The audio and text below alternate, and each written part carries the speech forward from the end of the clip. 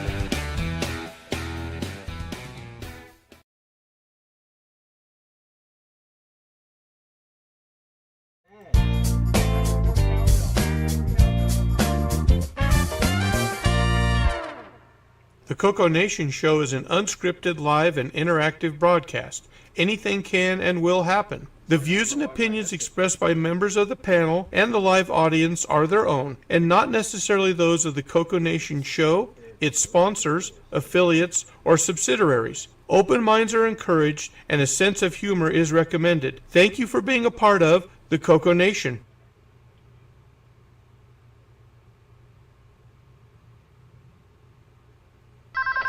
Radio Shack? Okay. What?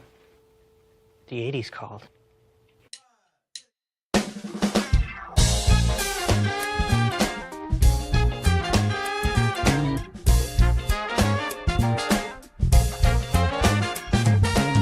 Welcome to the CoCoNation, the world's first live and interactive talk show featuring the Tandy color computer and its hardware cousins.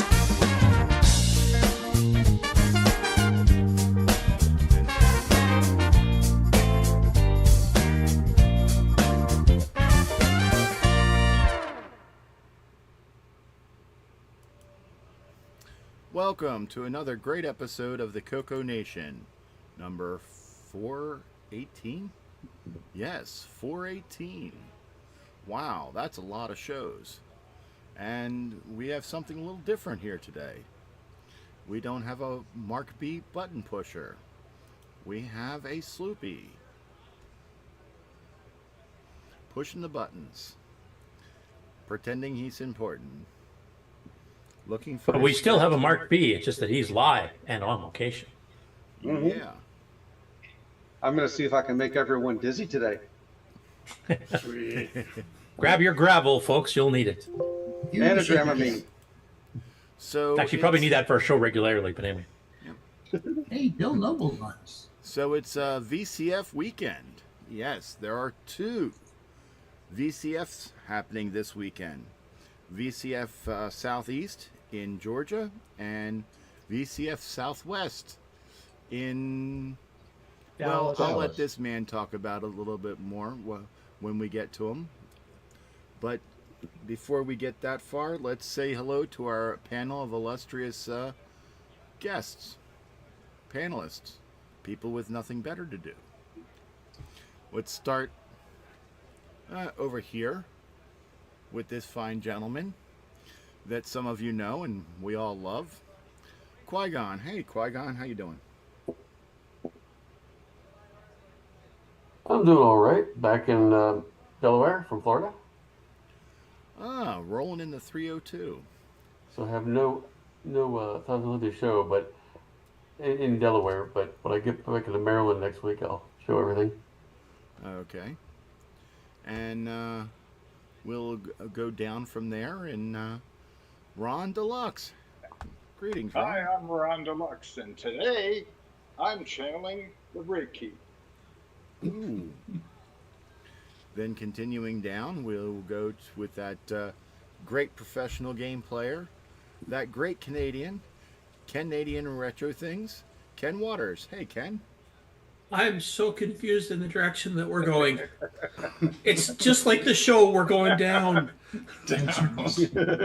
Spiraling down. Well, you were supposed to be doing these intros, so I don't know. Then we'll continue to Bob Emery. Hey, Bob, how you doing? Doing great. Welcome to the show, everybody. Now everyone's wondering what we're going to do once we get to the bottom of that column. Well, we're going to take a step to the right. Kevin Holloway, how are you doing today? Hello, everybody. I'm good. All right. And then we'll go up from there and say hello to Richard Lorbieski. Cat. Hello. Meet the cat. Oh. Quill. Ah. I don't know if you're watching the comments there, Sloopy. We got a few people, Jim Ryan and I can't remember the other one was earlier, but said everyone but Sloopy sounds like they're in a tunnel, but it's not too bad. I wonder why. The whole show sounds kind of quiet to me. Properties. Yeah, just uncheck the tunnel setting. Right. Okay. It's always understandable, but I mean, if it's really, really bad, we'll have to do something. But yeah, I'm not sure what's even causing it. So, I mean, usually it's caused by some sort of audio loop.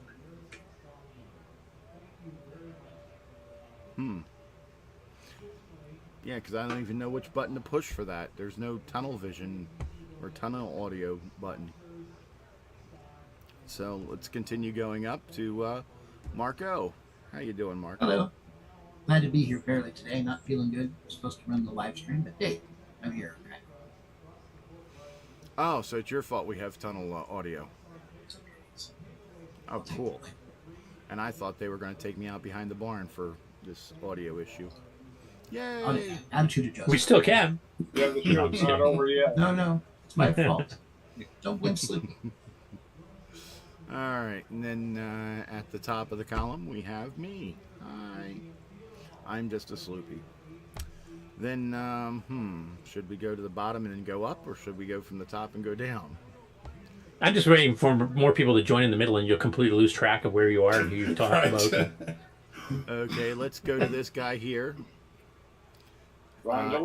L Curtis Okay. Boyle. Welcome to the show, everyone. I just wanted to mention CoCo Living just said sounds like an open mic. I don't know if you have a secondary mic hidden around. We've got lots of marks, so I'm not sure about the mics. He has no headphones. That's the deal. Oh, probably, yeah. It's part of it. So let's. Except he's the only one who's not echoing. Yeah. All right, because he's the only one that's not coming out of his speakers. Yeah, because the rest of the show's coming out of the speakers back into his mic. Ah, right. So the same problem we normally have on the Game On Challenge.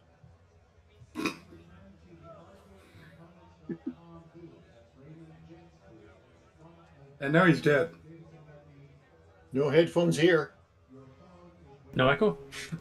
No Sloopy either. I turned off my mic and I can still hear you guys tunneling. Oh, nice. So let me Never turn mind. off the mute again, and then you can start talking. Okay. You're dead? Are we echoing? He's slapping his head. He's beating himself. I said, let me turn on the mute. I didn't hear any echo on Rick's stuff there just now, just listening to the Twitch stream. I said, let me turn the mute on my microphone, and then you people can talk and see if you have the tunneling. Yeah, I didn't hear anything with Rick talking, but there was kind of like the live feed versus the Twitch feed, so hard to tell. All right, well, let's continue with the intros, and I will. Chris Durst suggests we just add more cowbell. That should solve the problem. So yeah, that sounds good to me. All right, continuing on, we have MarcB. Hey, MarcB. Hello. I'm hoping not to mess up your button pushing too much. So, then continuing on, we have Rick Ulen. Hey, Rick. Hey, I just have to mention this week's HTML error 418. I'm a teapot.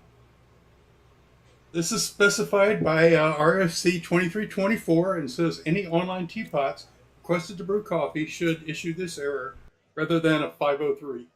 So, there you go. The return message. why would you use a both... teapot to make coffee is my question. Well, that's the thing. If some dumb American tries to get Americans tea out of a coffee pot, you have an error. It does say the error message should be both short and stout. So, well, when you got to have tea and the coffee pot's all that's available. well, you can do that, I guess. But you can't get coffee out of a teapot. It's just... That's right. Tea you can do anywhere. What about instant coffee? Is That's that not really coffee? That's why I ducked, because I knew chew something was going to be thrown at me. a caffeine pill, and you'll be good. All right, moving on. And hey, it's the man who owns everything CoCo, Brian Weasler. Hey, Brian. Hi guys, welcome to the show. Don't forget the late edition there too. Oh yeah, he's further down because he's in Australia. Of course, he's going to be on the bottom. It's the man, the myth, the legend, that great game maker for the CoCo, Nick Marentes. Hey everyone, how are you all? More awake than Just you by the woke up. sounds of it. Yeah, you sound like you just woke up. I just woke up. I'm still in mid-yawn. Getting drinks, it's so hot here. Hey, there we go. There's AJ and Adrian on Mark's That's right. screen. Yeah. Did you want to go through the chat people first before we hit the live Mark feed? Yep, I'm going to go do that now. Let's see here. Who do we see on the chat? We've got Chris Duras. We've got Brian Blake, Wayne Campbell, Ken Reiger, Ken Wilnut, Marco, CoCo Living, Sixy, Jim Rye, and Scott Cooper, Bill Noble, Pete Willard, and let's see here, Tom Eric Gunderson, and I said that one, and Canadian Retro Things, Daddy Burrito. Why can't they just keep all their names in a single line and in order? 8 Bits in the Basement. I can't remember his actual name. J.E. Jones. James. Yeah. James Jones. James Jones. Say it like James Bond. Yeah. Jones. James Jones. Correct. And we have Michael Zweifel, Brian Blake, Kevin Holloway, and I think that's everyone. Did you get Trina? Technobabble? Okay, that was everyone important. So, oh, hi Trina. An geek? I don't know who that is. Huh? Geek? I assume they're electrical engineer. Hmm? Yeah, that makes sense. All right, so that's hello to everyone. What's next on the agenda? Closing credits? Oh, that's right. Thanks for reminding me, Nick. Closing credits. Right after these messages from MarcB. Hello, everybody. We are at the Davis Gundy Alumni Center on the University of Texas in Dallas at the VCF Southwest. And I would show you their sign, but it's a little breezy out there. Apparently had some trouble with sleeping on the job. That sounds like our show. So, figure I'll bring you in on the front door and show you the chaos that is inside. Really think it's bigger than in higher attendance than it was last year. I'm going to shamelessly use the handicap door so that I can leave my hands free. Now, is this the main hall or is this the, like, there's 2 buildings this is in this year, right? Yes, this is the main building. Okay. So over here is the free pile, especially with 4 tables. And it's been nonstop circling vultures 2 days now. This is the sign-in desks. And there's a schedule? Work my way through here. Yeah, I haven't seen much of that. Honestly, I haven't done much of the exhibits. Some directions. We'll go through the main, we'll do a little bit of the hallway and then we'll go through the main room. So here we got 2 tables worth of Sony cameras. Did it cost anything to get in there? Yes, $20 for the weekend. So then we got we're on this side.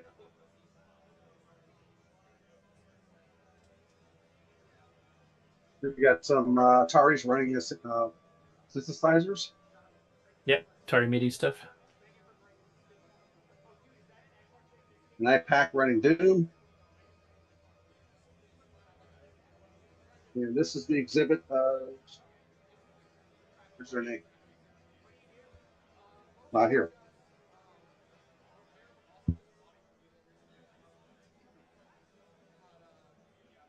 Atari 8800. This is one of those Techtronix vector terminals with the tape drive on the side. The big brother for this thing is in the main hall. Okay. So, but apparently it developed a fault. He was running earlier, but not right now. We'll do more. And we'll swing back there in a second. All right, main hall. So I'm going to do a pan of the main hall here.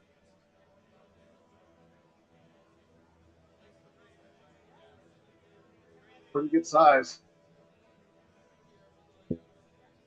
Fair bit of people too. Oh yeah, it's pretty crushing in here.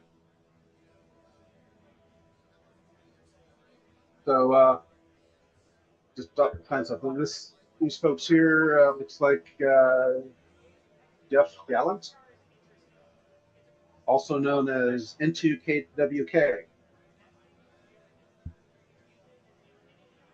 Just got all kinds of boards, some paintings, anything you can imagine.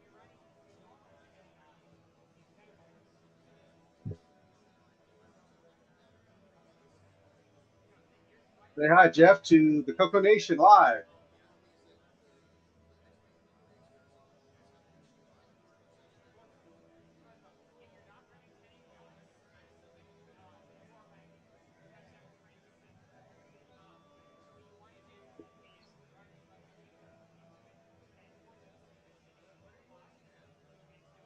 There's not a whole lot of CoCo stuff here. So There's a seminar later because I think Boise and Henry are doing one. Right. There's more in the other building where the Tandy section is. that'll be a little easier to see. So I guess these are servers from the weather change.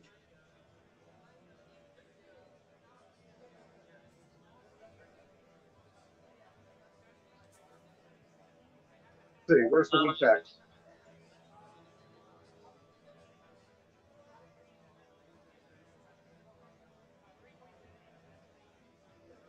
Nope, did he freeze? He went away.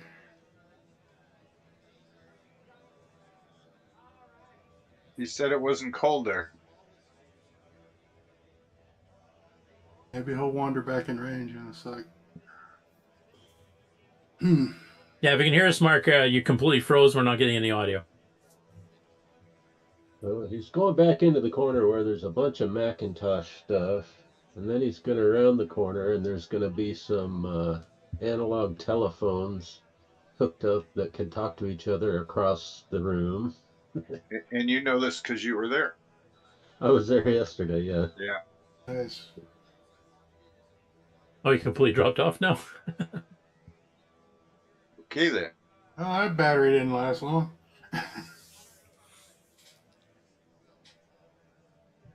Somebody stole all his data.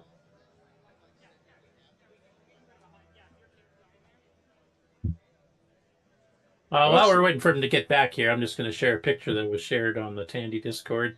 Bob, you might be able to comment on this because you've actually been there yesterday.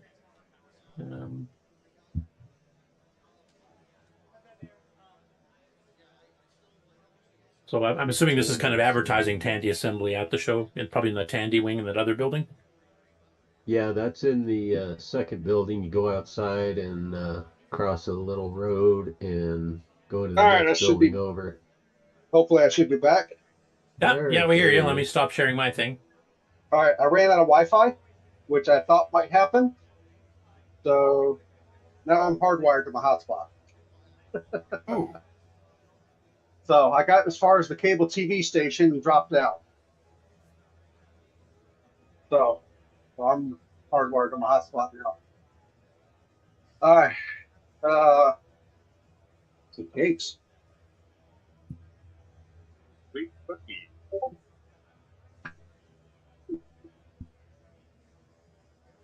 Free cake. Oh, geez, why am I not there? Right. That's what those are. What's that red machine? Matra? Doesn't look like it. Matra has those weird diagonal corners. So this is, I'm sticking them. So this is just a USB keyboard. Oh, okay. I like the panic button. Right? Yeah. Obviously a Hitchhiker's fan. He's got various another keyboard. Looks like one that's built to the mini Commodore case. Oh, there's different kinds of cake too. Jeez, man. You're just torturing me at this point. There's brownies, chocolate cake, velvet cake, vanilla. I should have had more for lunch.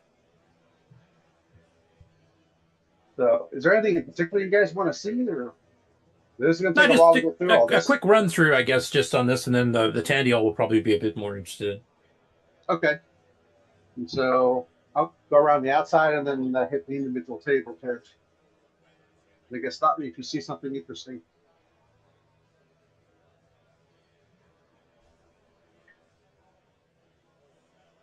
Now, what we did here? Oops. Little tuck getting through here. It's real standing room only in some of those aisles. Yeah, it is. Big wire rack here. Another Altair 88. The originals or just the modern reproductions? Well, from the size of the case, I would think it's a original. Right, because the new ones are only like 3 inches deep. Yeah. Okay. The MXT.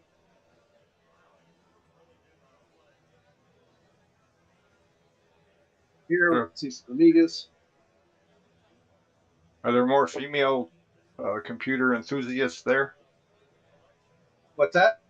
Are there more female computer lovers there than usual, or seems like? Yeah, a little bit. Seen a Younger fair ones. amount. Yeah, younger ones especially. Although I've noticed that most of the guys seem to be, the young guys seem to be really long-haired and strong. Or they're long-haired and been sitting in front of the TV too long.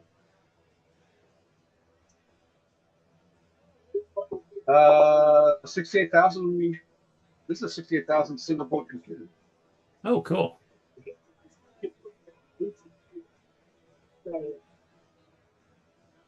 Very likely why. So from Bitsy Mark. Let's see if we can get the card here. Is that what's playing on the monitor? Yes. Okay. So Bitsy Mark 1, Rock Bowen. Pitre code SYNTHE/Bitsy_MK_1. Say, Mark, hold the QR code unobstructed in the middle of the screen for a minute, and people will be able to pick it up with their phone. That. There you go. So yeah, that was kind of interesting. They've got a 58,000 volt computer with a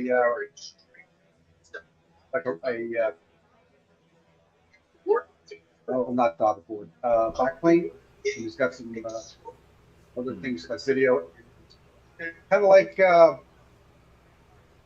of like that single board computer that with brother remember. I wonder what OS they're running on it.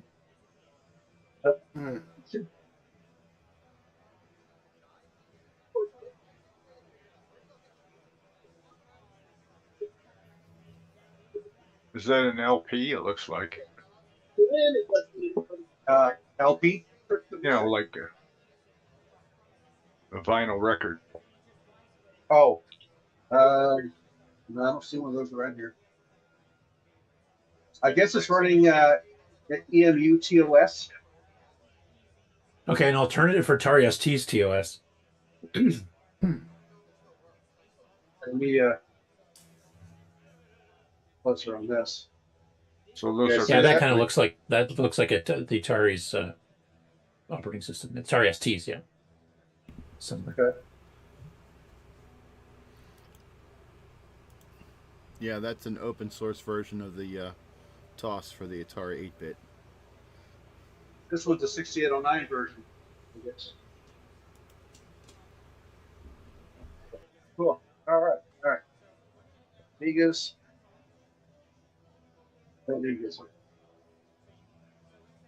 All right. We'll get to the tables here in a bit. Let us know if you see a Vectrex anywhere. Place every hospital had a Teddy Vectrex. Haven't seen the Vectrex. We'll get around to that. Okay, so outside edge, we've got some Amstrads.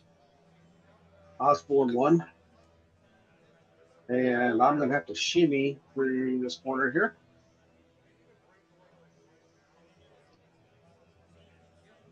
And I got to punch back behind me, so. Or punch back. There we go. Some of these aisles are just they're all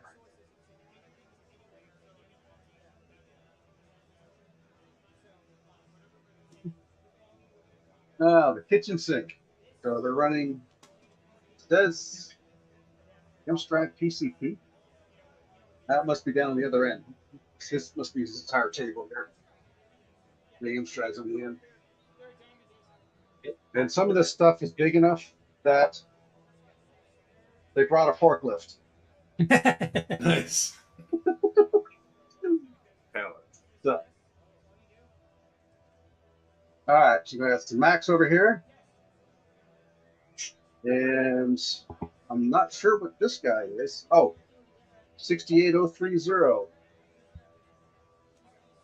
Okay. Maybe. Full 32-bit chip. I'm thinking that's what this thing must be. 68,000 single board. So this is from this guy. K.B.B. Okay.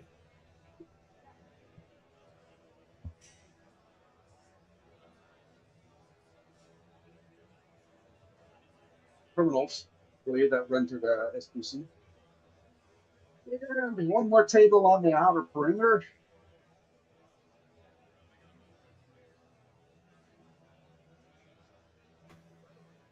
It's foldable. Including one that seems to have a little different. So what is that one? That almost looks like a gimmicks or something.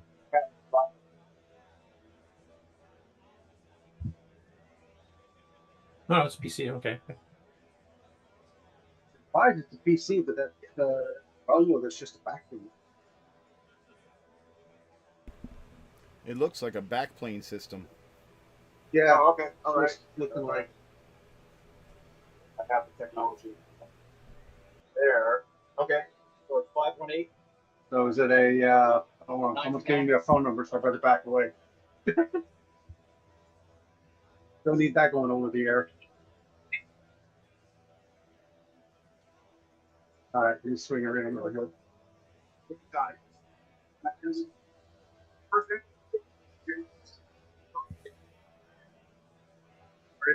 All right. All right, so now we got some Toshiba's. Plasma screens.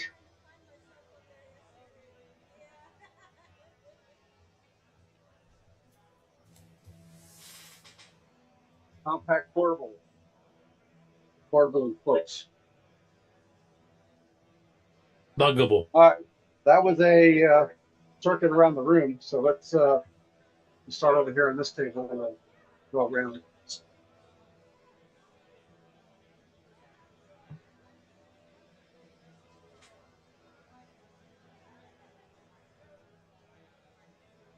Not sure what that is. It's processor technology. It's a basic computer group limited.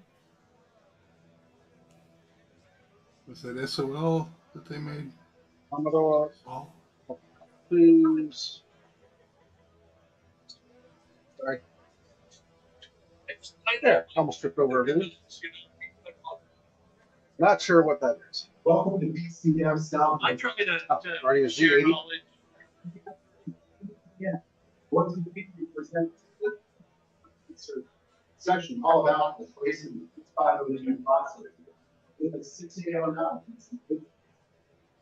It's taking place in ATC 1 305. You hear that announcement?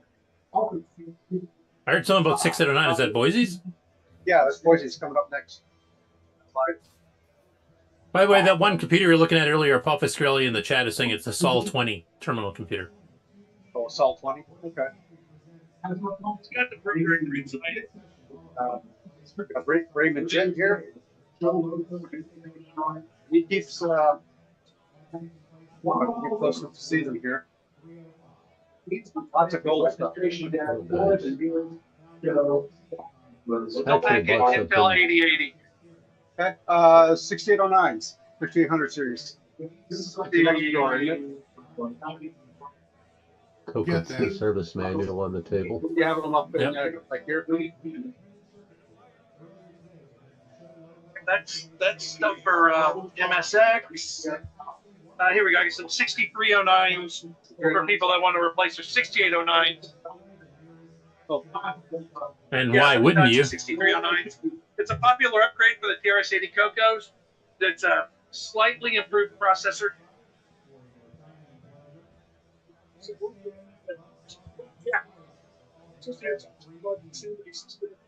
Yeah, it's their CMOS version of it, so it's lower powered and it's slightly optimized.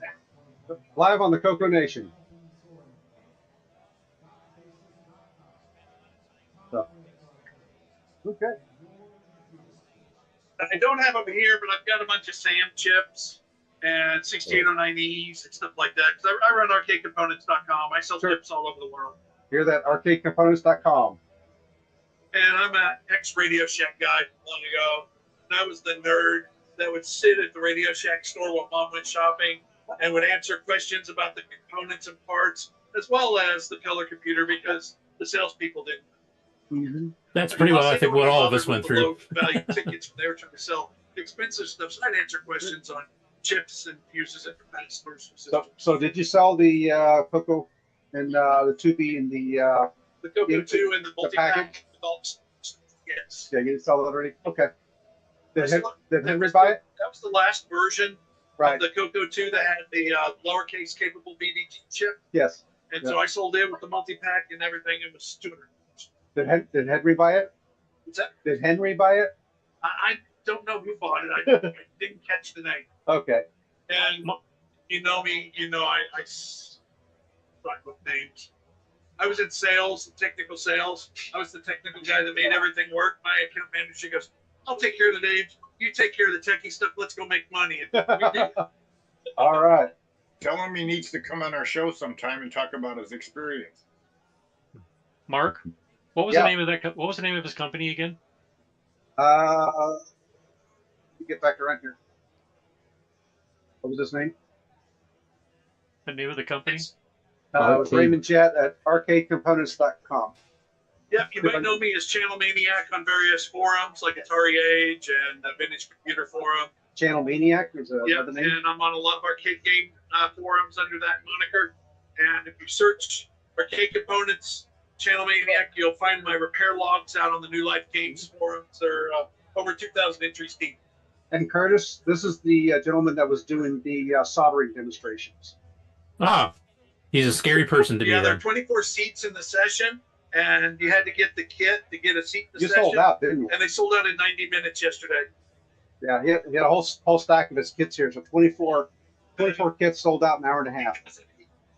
Current political climate is all I'm going to say. The tariffs and stuff. I could not keep the price where I wanted it. Right. I was worried they were going to sell. And my wife goes, shut up, they'll sell out. And they sold out in 90 minutes. So when I told her when I got home last night, she goes, I told you. Well, of course they did. All right. The lights, they got to keep this in check. Uh-huh. They do. Good luck. He carries a lot of the CoCo chips. Yeah, I was mentioning SAMs and VDGs and CPUs. Right. Yeah, I've seen some in there. He's got like the gold ceramics. Got a couple of drawers of that kind of stuff. More Weather Channel stuff. Because that's right across from there.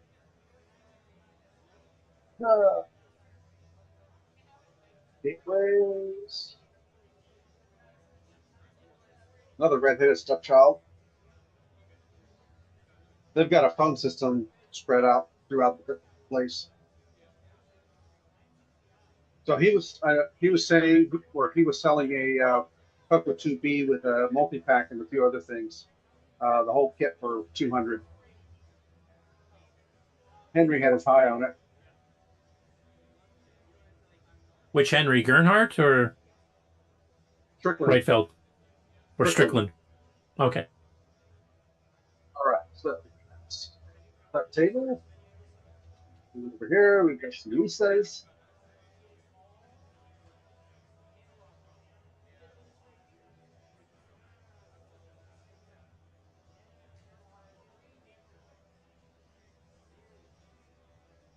get 25 from them,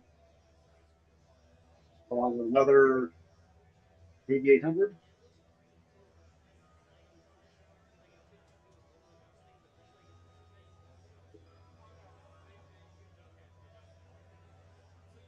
Amanda Broadly in text. Yeah, there's a couple of those running over here. All right, let's figure out these guys. You see, it's pretty full. I guess this was an Apple experiment. Oh, iMac. That was an iMac, one of the sort of middle of aged ones, I guess. I had a room full of those when I started at SMU. I think they were what, G4s, if I remember those, or G3s. I Yeah. can't remember. Oh, one of the things that's on site here in this facility is the archaeology lab. They do media archaeology, but I'm not sure what they mean by media. They might. Probably stuff like cassettes and discs and hard drive platters and everything in between. Yeah, we can take a swing over there if you want to in a bit.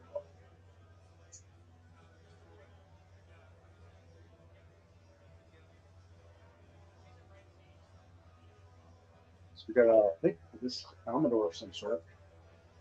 Maybe no, it's from Russia. So this is the Russian table.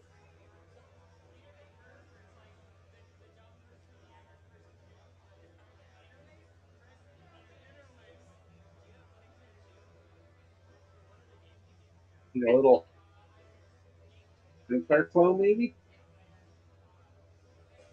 Oh, it looks like a Spectrum clone, maybe, judging by Yes. those striped colors. Spectrum.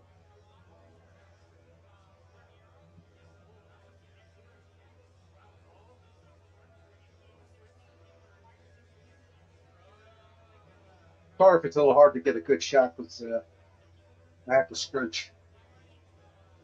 Got to it.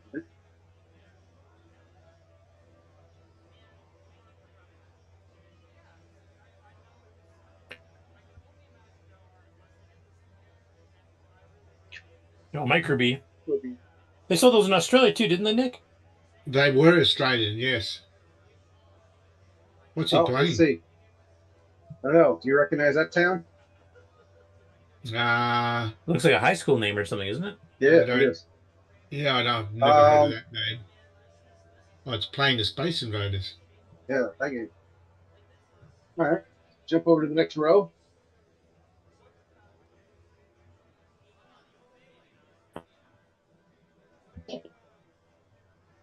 Was that lettering burned in on the case? Almost.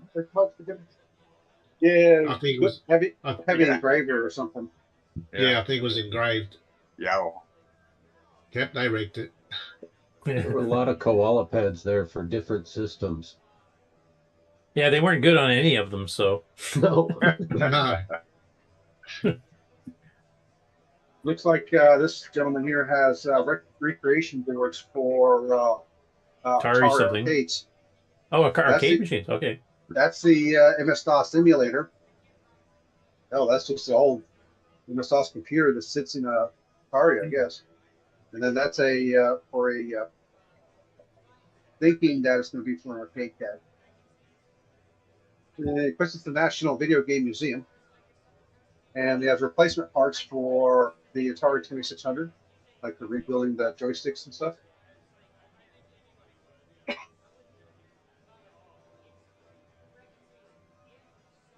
So, and this is what happens when you leave them out in the sun. In the car. That looks like an Aquarius. Yeah. It almost is. looks like it's underwater. I can see the waves going through it. So. Yeah, and you know what? It probably still works. Fire it up and see. No, it's an Aquarius. No way.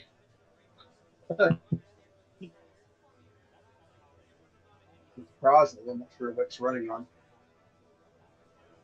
A couple of Ataris. That's an Atari, yeah. All right, and then a plotter. Plotter? Yeah.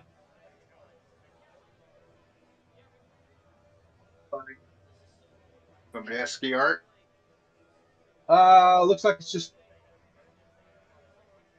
It's a portrait of some sort.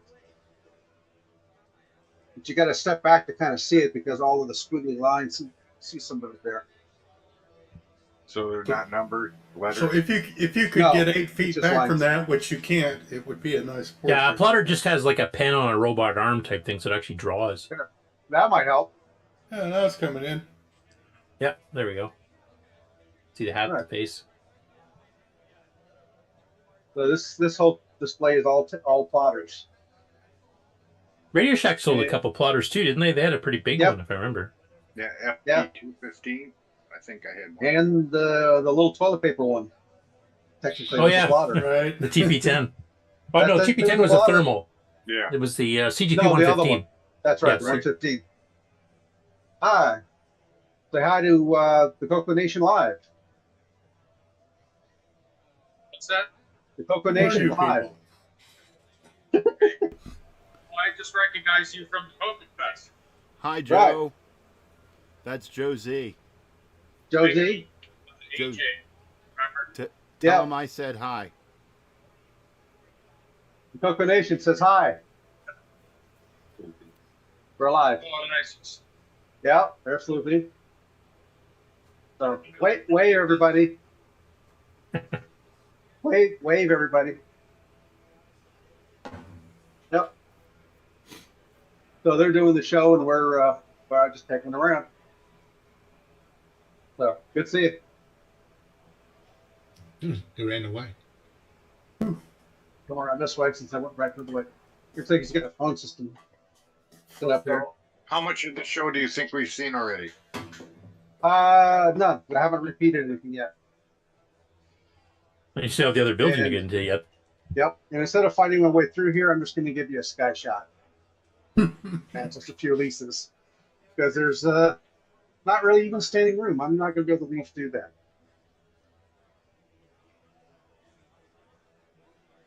All right, so let's swing over and take a look here. Pico Boy kit, which I think he's sold out of. Actually, they're over there. SWTPC, that was a 6800 or 6809 base system, I think. Yeah, this must have been the terminal for it. Because the main unit itself kind of looked like the frame of that Altair. Okay. This must have been just the terminal for it. All right, let me come back up here. So we got a CPM. Engine change. Those are pets, I think, right? Yep. This one says, 8032. Yeah, the good keyboard, not that crappy one with the tiny space bar. And an 80 column screen, isn't it? Yeah, I think so. I don't know. One of those might be the Super Pet, too. The one that was designed up in Canada has a 6809 in it. So this one's got a couple of little mods.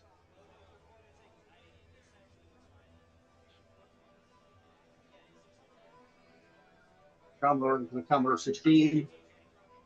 A couple of models. 3 and 4. Well, it's got a 4 case, but it's got a 3 badge on it. So, and then a stubby 8800. That's the other interesting thing about this. Around over here, we just got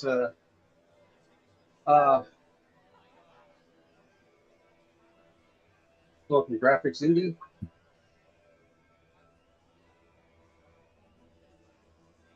So now you can see my setup here.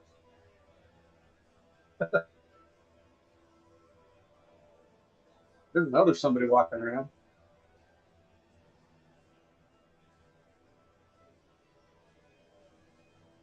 This one, IMSAI or AI PCS 80-30, but it looks like it's missing stuff, like the screen stuff. But I think earlier I saw him having it open. He had a couple of cards in it. So, I think the earliest versions of the IMSAI didn't even have screens. They were kind of like Altair style. Yeah. There's an Atari 800 for $300. Bargain.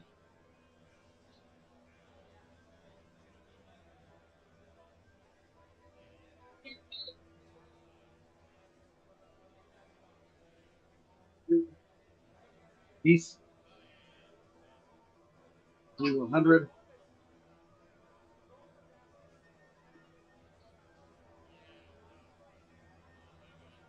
as a kit. Oh, here's the color vectrex terminal.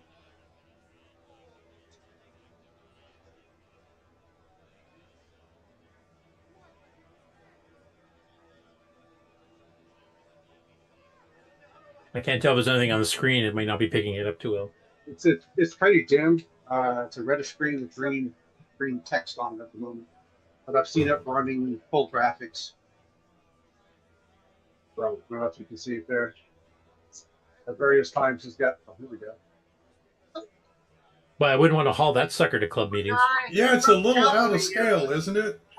Yeah. Well, now you know why they have the forklift over there. Ah. Surprised that table can hold it. Yeah. So they took the tablecloth off to save the weight. Yeah, they put it right over the legs. So those boxes underneath are structural load bearing. Yeah.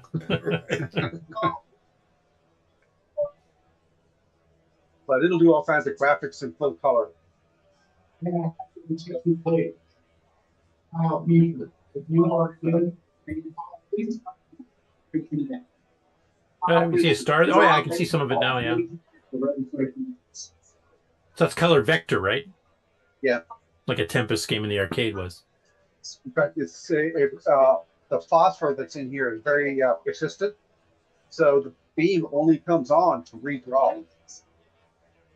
So it's not a continuous refresh. And so if you just leave it sit, it will fade after a couple of minutes. So, but yeah, it's that's pretty. So we brought it last year too. Ah, Colonial Viper. And if you remember, in the Battle Galactica show, the displays that were in the Vipers look like this. You know, they highlight as they draw each character. Okay. Okay, and now it's not drawing anything. That's just persistence.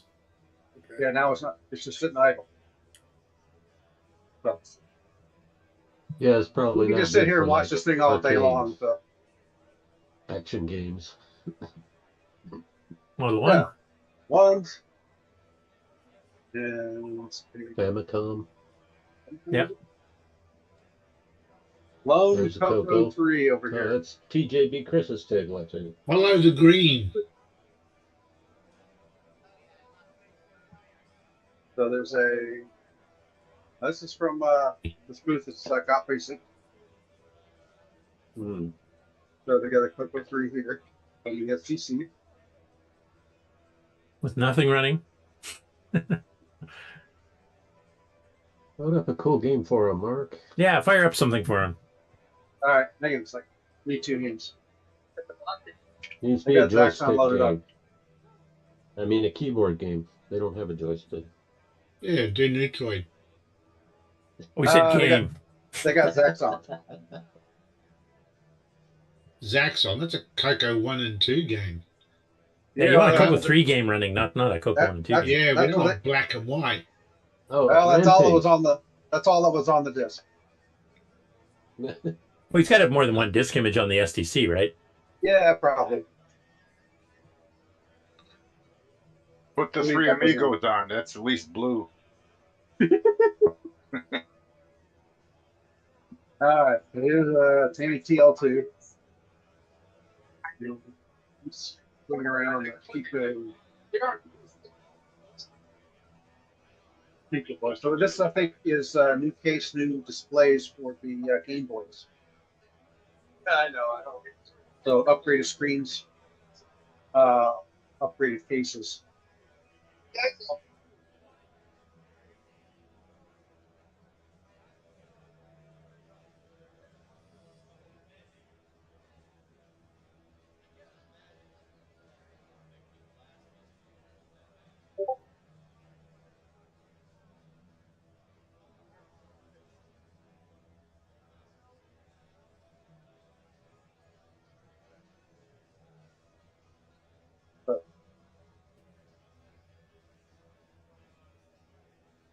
I thought pretty good resolution there in the thing. Yeah, they're replacing the screens in them with modern. Right. high-res stuff. Modern screens and it's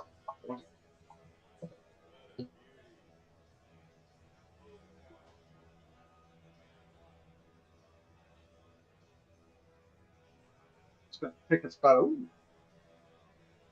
Ah, CoCo 2. This must be the FujiNet table. Yes, it's the FujiNet table. And say hi, Tom. Hi, Tom. CoCoNation. All doing good. More platforms, more gooder. Says we're doing more gooder. Where's that space station? Over Australia. Or no, I'm sorry, Africa. Oh, that's it. I wonder where that power light came from. I was going to say Nick might be offended.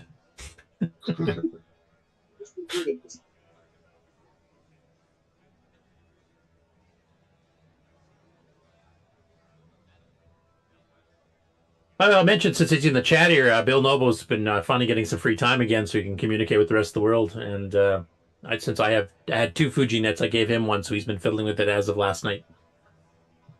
Ah, okay. Bill Noble's been given a FujiNet to play with.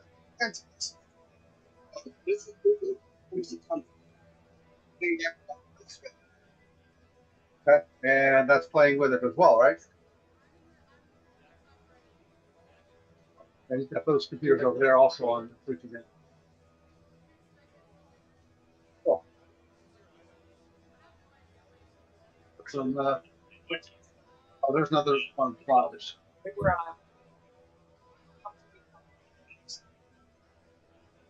That's that bad for you. Can we plot something? Oh no, that's all right. Okay. Yeah, we don't have all day. No. And this is AJ's booth. And then his sidekick, Usagi. Usagi Electric? Yes. Yep. Yeah, he's the big iron guy, or bigger iron anyway.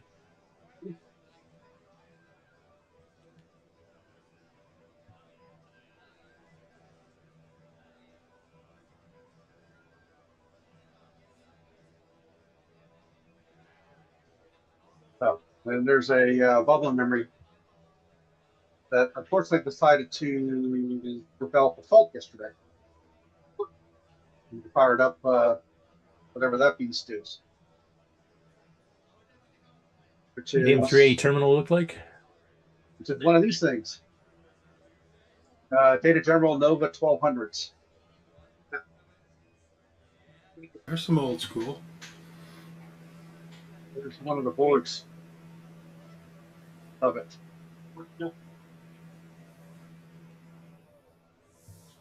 Well, this whole board is just the processor.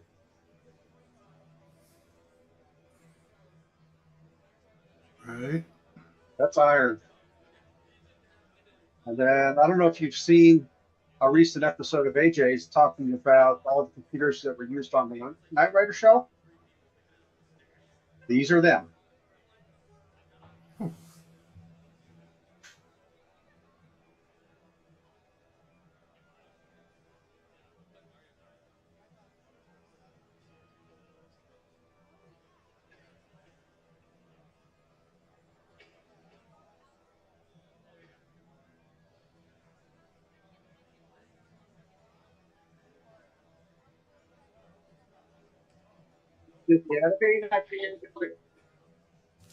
Somebody dropped off a couple of tapes, those big round things. Yes. Let's see, what is all this? I did own this one.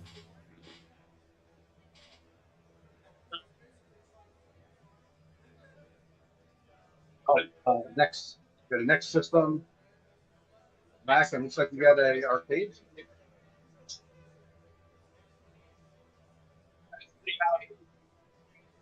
That's a light gun or something? Amiga 500 with onboard ROM. Guess the hard is an Amiga 500. Yeah, okay. I reckon. Let's just be built into kind of an arcade pack.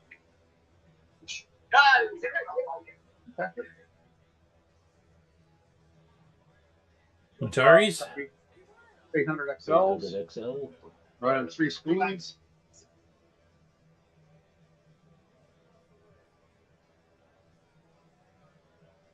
The rest of the FujiNet. The rest of the FujiNet display. All right, last round of tables.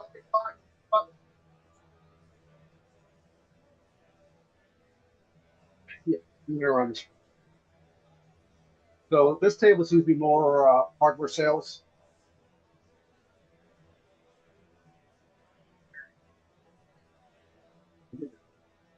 Panasonic. FS 1300 from National.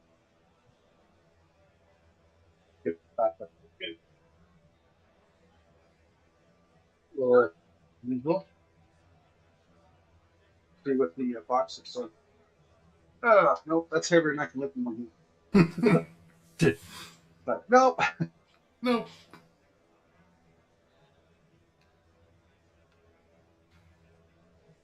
So yeah, okay. Yeah. Yeah. Okay. Maybe rubbies.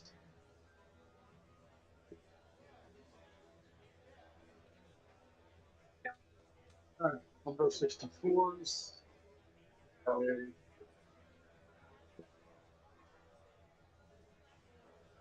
PI and all of its glory. With the expansion box too. Yeah. Let me see if I can get closer in. Think about. Yeah. Almost full. But we got a floppy, 4 other cards, serial interface, disk controller, flux cable interface, and more memory. This would buy an entire house. Yeah.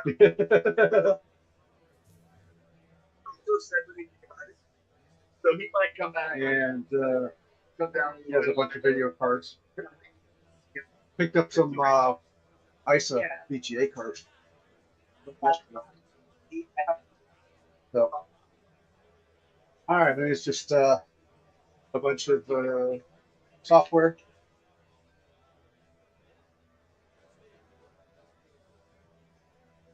Pretty much the rest of the table, that's software and one. A couple laptop phones. I played that game quite a bit. All right, that's this room. Let's swing out in the hall and then run over to the next building. Yeah, who is celebrating Surfing Day? Let me see if I can slowly go out here and not kill nobody. All right. Because the live feed has picked up a pop-up.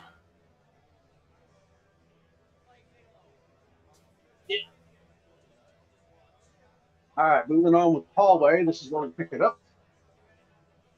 We have a game of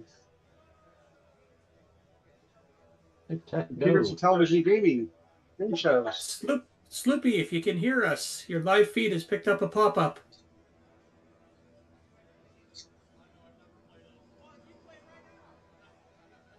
Oh yeah. It is celebrating Surfing Day. And here's this is the booth of the 8-bit guy selling the Attack of the Pesky Robots. Hi, Mrs. Murray, the CoCoNation.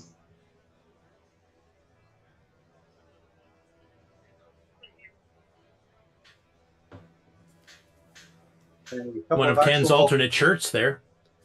Actually, I don't have that one, but I want it. That shirt is awesome. Okay.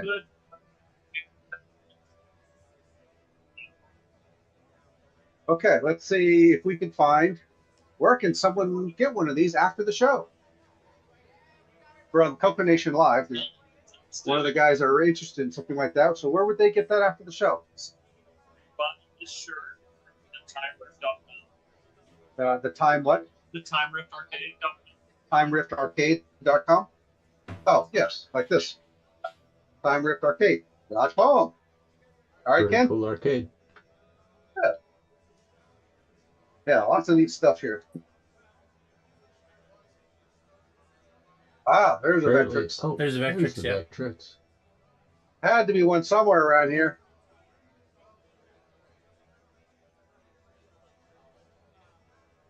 Street Fighter.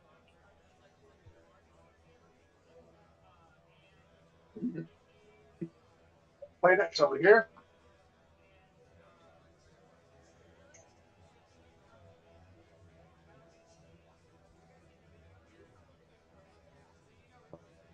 Clone PDP-11.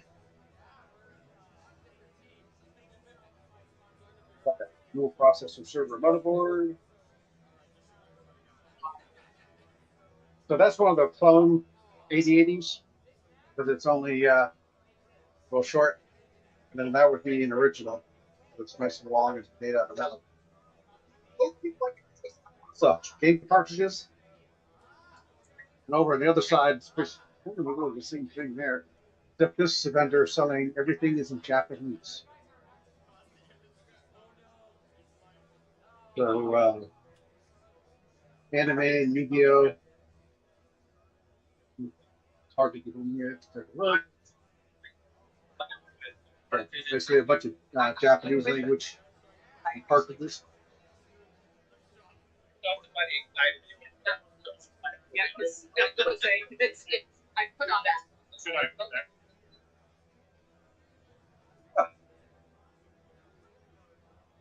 Famicom.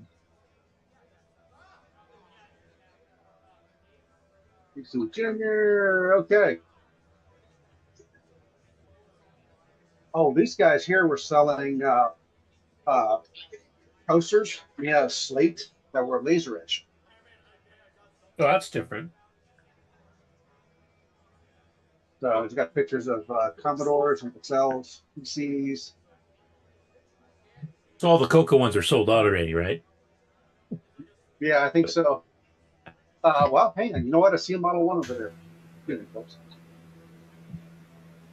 So we got Model 2. And look at the Model 1. Ah, there they are. Let me ring that up. Oh, there you go. CoCo 1, 2, and 3. Models 4s. Yeah. All right. Let's see. If you buy a CoCo one, I'll pay you back, Mark. So here's his email address anyway. Okay, I'll see about swinging back around for that. Maybe tell them to set one aside. You got to so.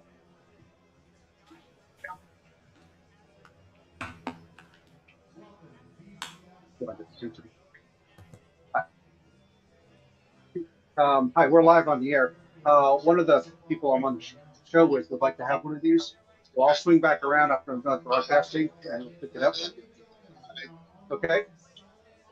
All right, thanks. We'll be back here. I'll be back in a little bit. We'll be back. No, you just have to bribe that guy for the skull shirt for Ken, and he's cooking. All right, so okay, so this room here had a whole bunch of, it's closed right now. I guess you're doing a presentation, but this is if I recall, this had a whole bunch of those like floppy drive cameras and a bunch of mini stuff. We might try to take a swing in there later. Abacus. All right, over here in this room,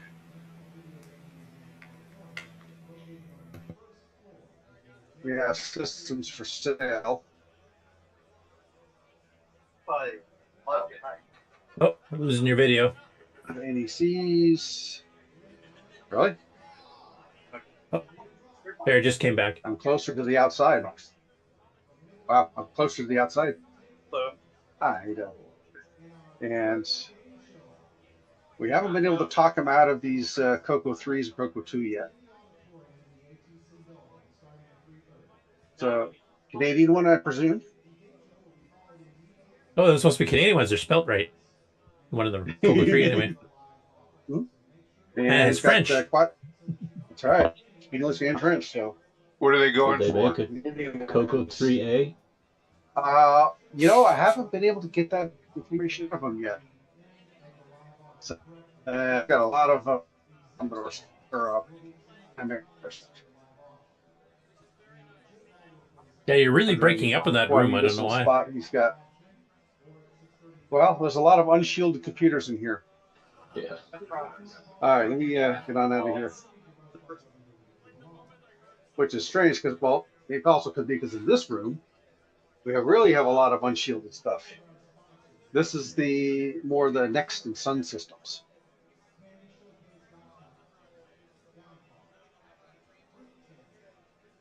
That one I've seen some days.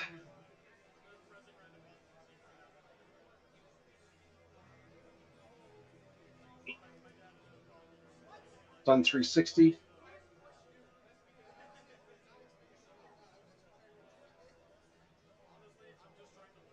The next system.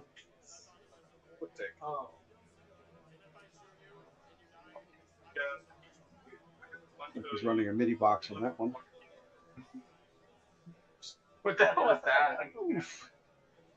And right here we've got Bunch of them. I'm not sure what that is. You're doing a virtual tour for those who could not attend? Yes. That's awesome. And we're live actually right now. So, welcome to Fruit Channel. To which channel? Fruit Channel. Fruit Channel, huh? Okay. It's a bunch of HP workstations from the late 80s to the early 2000s. Like there's titanium, these are PA Reds, and that's a 68. Are you able to hear them, guys? Yep. Somewhat, okay. All right. Hey, well, thanks. Oh, here's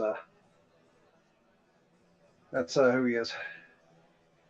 Good. All right. Well, let's go outside in the sauna and head over to the next building. And that one was kind of known as Tandy Hall. You think Mark will still be around for that, or? I don't know. I did see him earlier for a few minutes. We didn't talk very much, but he said hi. He might be attending Boise and Henry's presentation too. So. Okay.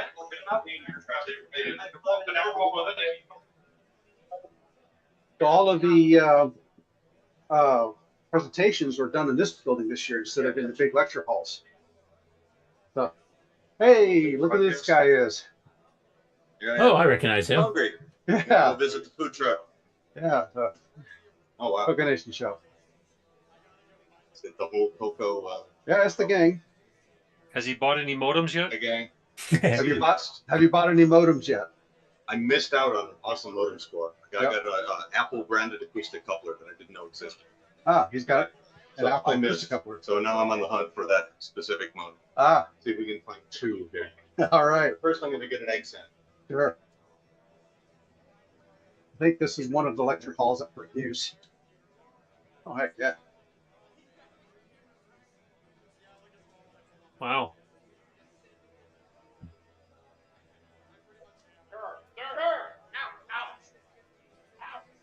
Are you getting kicked out? I guess so.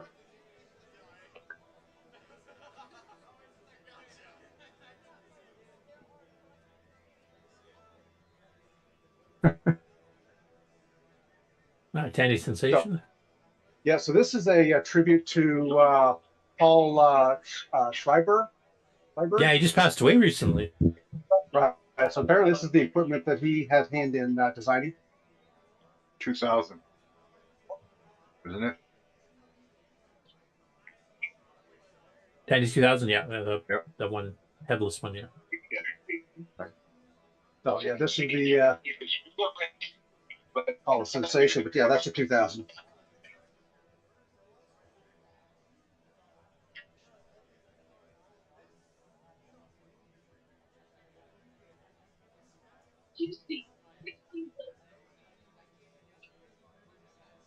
Yeah, 'cause I think some Paul of was the, actually planning on being at the show and doing some presentations, and he just passed away a couple months ago, kind of unexpectedly, from what I understood. So this is the TandyShowcase.com. Yeah, I think he's the one who took the picture I actually showed of the Tandy Assembly booth here earlier when you were off the air for a bit.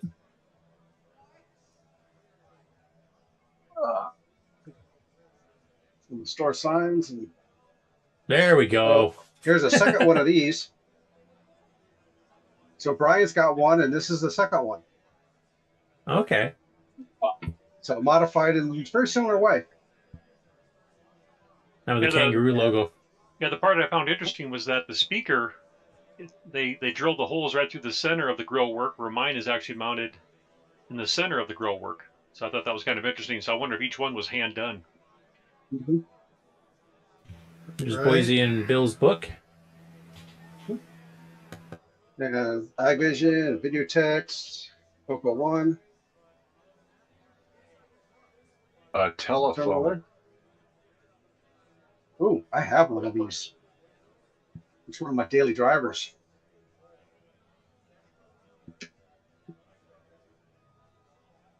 What's the significance of the shoes? They're Tandy issued shoes. Actually have Radio Shack logo. Shack branded. Any Battery Club cards? No. Not quite. Incomplete. And what's with the guitars? But the guitar tuner goes along with it. Radio Shack Shack sold electric Radio guitars. Shack guitars. Let's see the brand on them. Is there a brand on them? Realistic, it says right on the card there. Right? Yeah, but is there On the guitars. On the Oh, head. did they put it where people can see it, or did they hide it? Oh, it's a realistic. No, there it is, realistic. Let's see the other one. Yep. Wow. That's kind of a Hofner style bass there too. Exactly. Right. And a Gibson clone or something. There's a Charles Tandy paperweight there.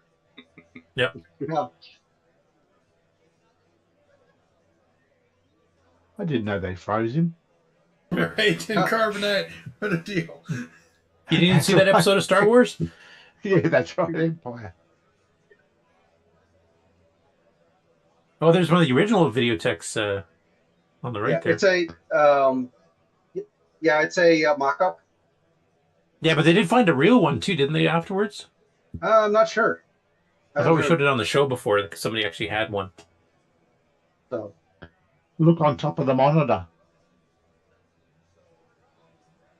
The box. Yeah. The box. That's something you don't see often. And then the voice synthesizer underneath it.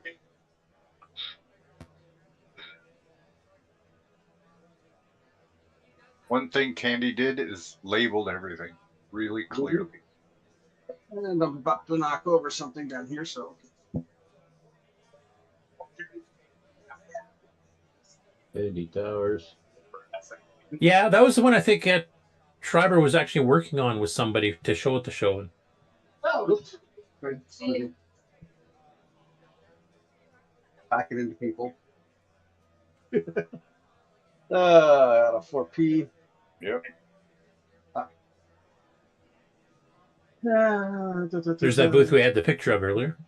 Yep, Tandy Assembly. Ian was there, I think, earlier, so he must be out for lunch too. And then there's Brendan. VGA. Brendan's.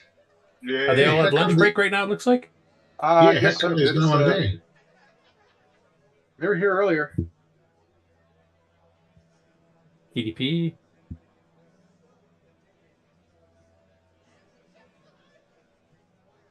One of the original, or the later one, I can't remember. Yeah, the later one. Later one. TI. Marketplace had a CoCo VGA for sale for $200 yesterday. That was the computer and the VGA, though, right? Yeah, did you see it? Yeah.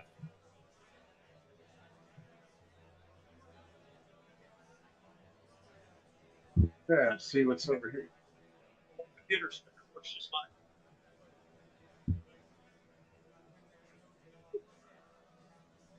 No, Model 2. Kind of a mix.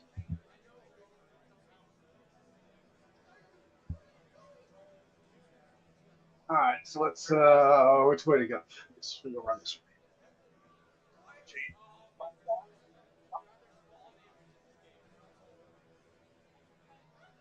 I guess 400.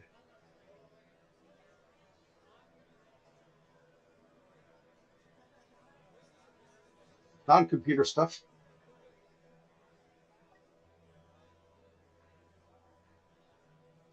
Ice cube tray. Going to swing around and do this side. So they had a they had a 1000 here earlier. Run another one. The junior. Yeah. So these are more vendors than exhibitors. We don't support pirated software. What's that? We don't support piracy. Okay.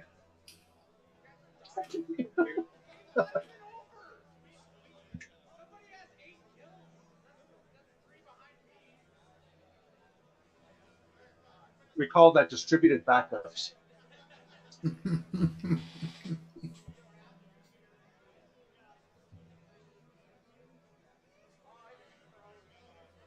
I'm not sure what all this is.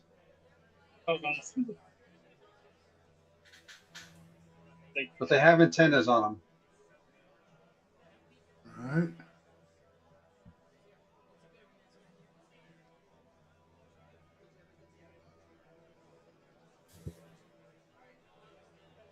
So, real quick, what are these devices? This is Spec 5. These are all Spec 5 devices. They use What they what? They use Meshtastic firmware. So they're all Spec 5 devices made by us down in Austin, Texas. I mean, are they satellite or shortwave or? What do they do? So they can bounce. We can't hear them. Yeah, he's calling it a Meshtastic. So apparently they communicate. They basically create their own little network between themselves. For texting? Texting, messages, audio.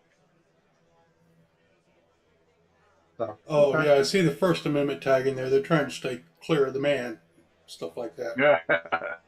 Yeah. So there's a website on the image.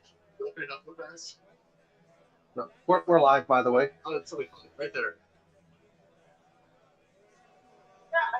There. You guys read that? There we go. Spec5.com. Yep. Okay. Right. Let's see what we got over here. Okay, pencil designs. Over here, they have several systems set up for playing. Everything from the Sega, like a PlayStation 1. Nintendo. We have to look for an MC10 somewhere. I've seen one somewhere. Didn't Brendan have one? A couple of Wii's.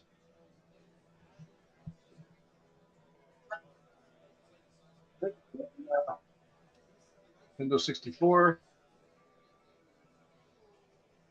All right. Okay. Oh, no kidding. Yeah.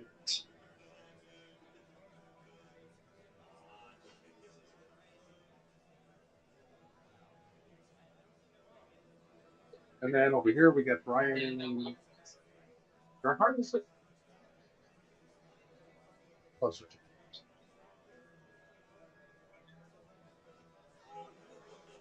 Gresset? That's not familiar? Thank you so much. Yeah, appreciate it. Hi, CoCoNation live. Pretty good. Go CoCos.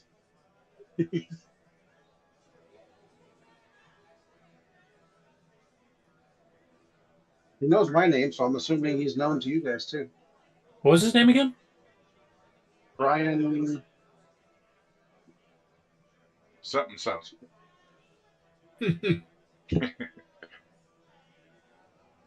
Gressett?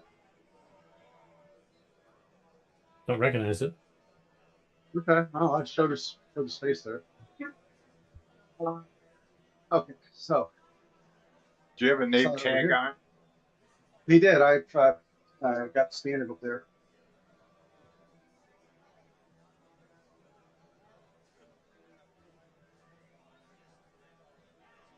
North Star? Eisen?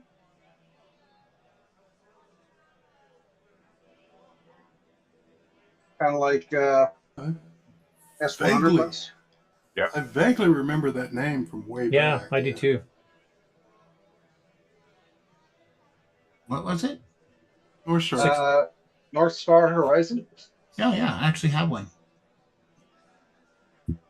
Haven't done anything with it in 4 or 5 years, but I Like have this one. was done some Just like recreation that. boards. It's keeping the basement on the bottom, right? Yep, that thing weighs about 80 pounds because it's got a iron power supply in the very back. All right, let me It's got start 2 over here and AS swing around. AS400 drives in it, single side. That one is pretty loaded. It's got a lot of cards. Quick, alert David. Uh-oh. Is it up and running or it's just there? They're just discs. Okay. And it's so hard to get hard to All right, 64, or no, the 0600.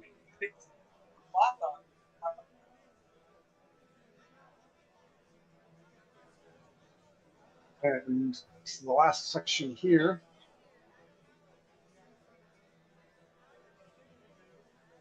Bunch of games.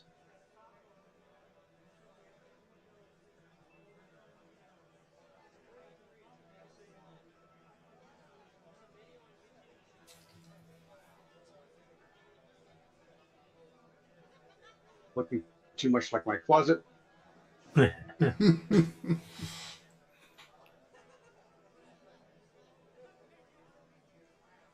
a bank of TVs here.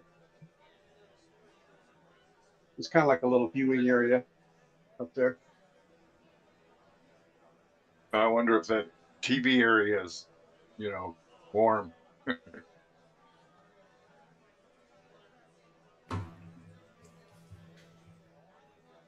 There's Apple boards and stuff.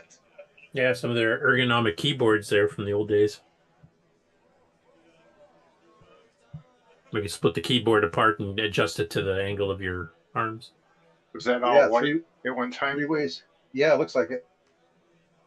White and beige. Or white and cream.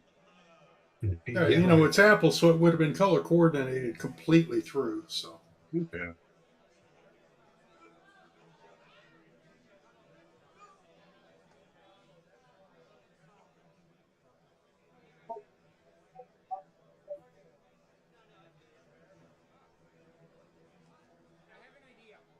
And here we have some MIDI files for sale.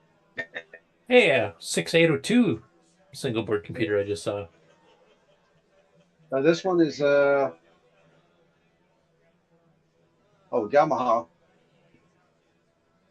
Apparently it's a 6800. Do you get all excited with all those buttons? Yeah, I just saw like the screen that was above that Yamaha keyboard. It's not a VDG based. Yeah, it is. Like that one? Yeah. Yeah. Yeah. Yeah, it's a 6847.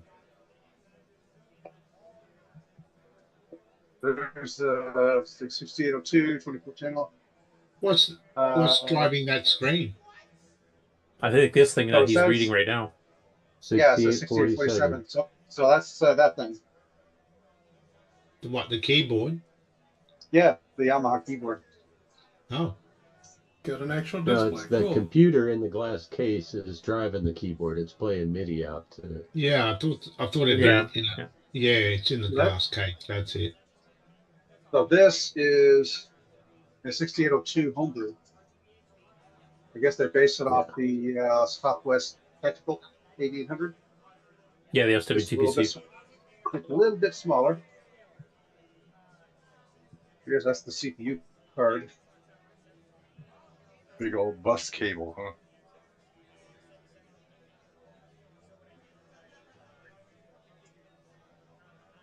One of the replica PVT 10s.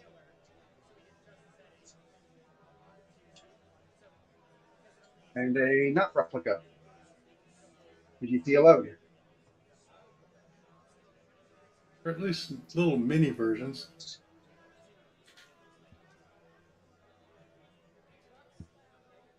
So it's that guy.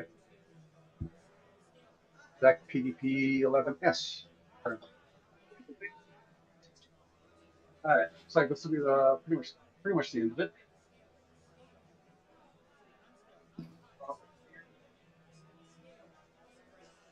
We brought projects I thought.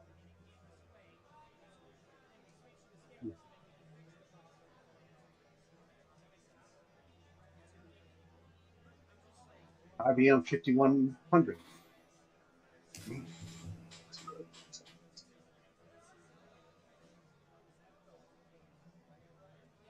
That looks like a Commander X. Yeah, I think so. That's the 8-bit guy's modern homebrew.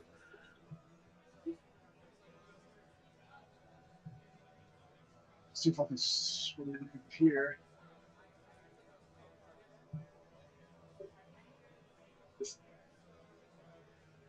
Got the heat kit for sale. These are 68. Oh, that's a 6502 trainer. It's a Kim 1 clone. Kim ones, yeah. And a bunch of small, tiny laptops. They're personal organizers.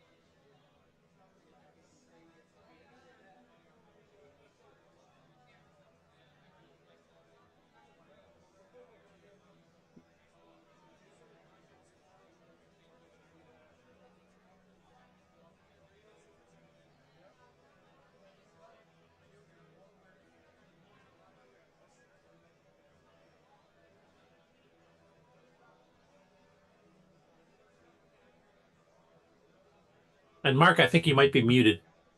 Yeah, that's all I was gonna say. Oh, I was muted. Dang. How long's that been going on? Oh, for a while. Go back and do it all again.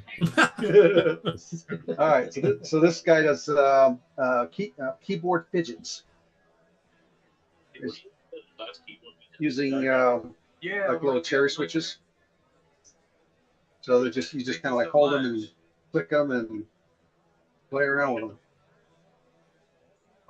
So, and I was saying over here on this booth, they had a CoCo 3 for $20 with known issues. But by the time I saw it, somebody already had a hold on it.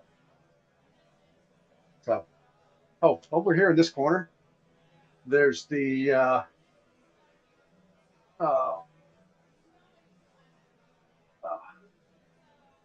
this is Public Interactives Research Lab. So this is that media archaeology lab.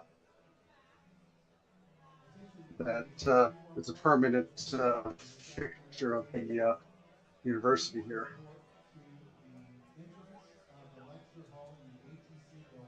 Good now. Nope, I think you froze up there, Mark. Oh, no, it's back.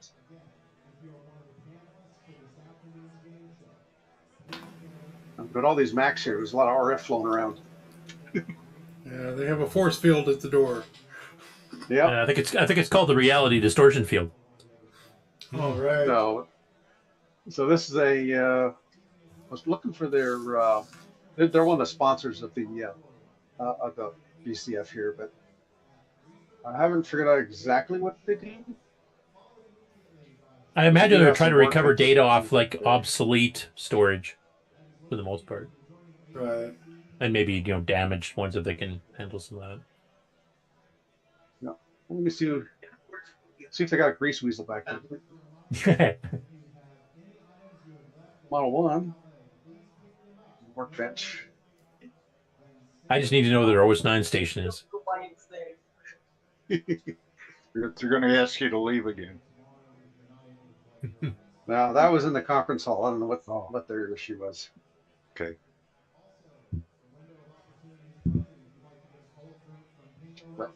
All right, that's full circle.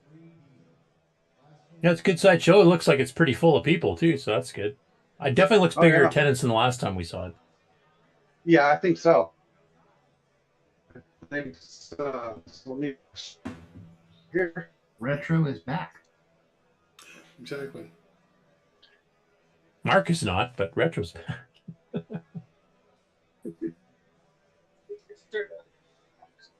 There you go. He got some into an RT or a field free zone.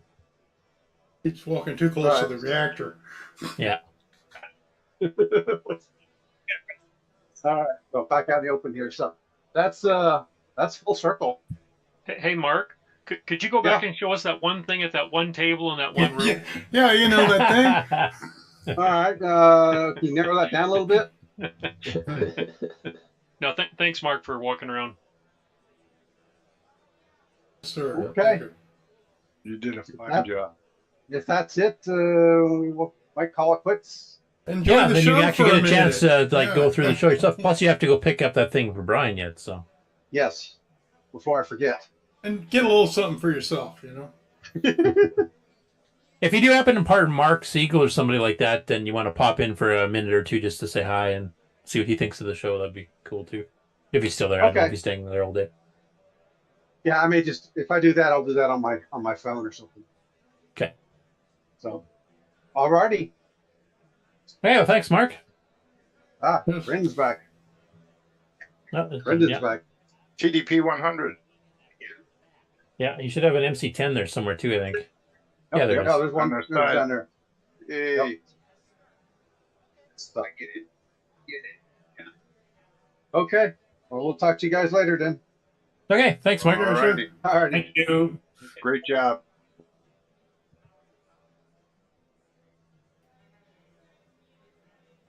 Sloopy. There he is. He's getting his jib trimmed. I think we'll have to get Mark a gimbal. Yes, Yeah. good idea. Yeah, the show gimbal would be good. A drone. Oh. Shaky cam, where it's at. Yeah. Fly above the crowd. Sorry, I feel awful. So do you want to take a commercial break and we'll come back for updates and acquisitions? That was an hour and a half, so we probably could throw one in. All right, let's see here.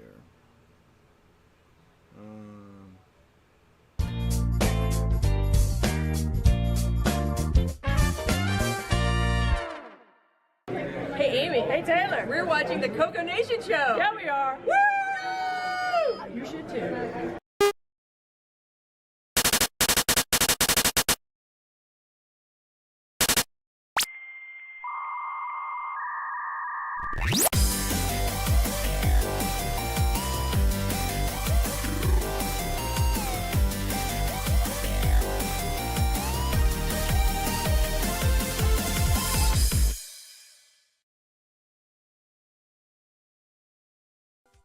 Hello, everyone. It's your good buddy, your good pal, Amigo, and joined by that dastardly The Brent from ARG Presents. You're watching CoCoNation.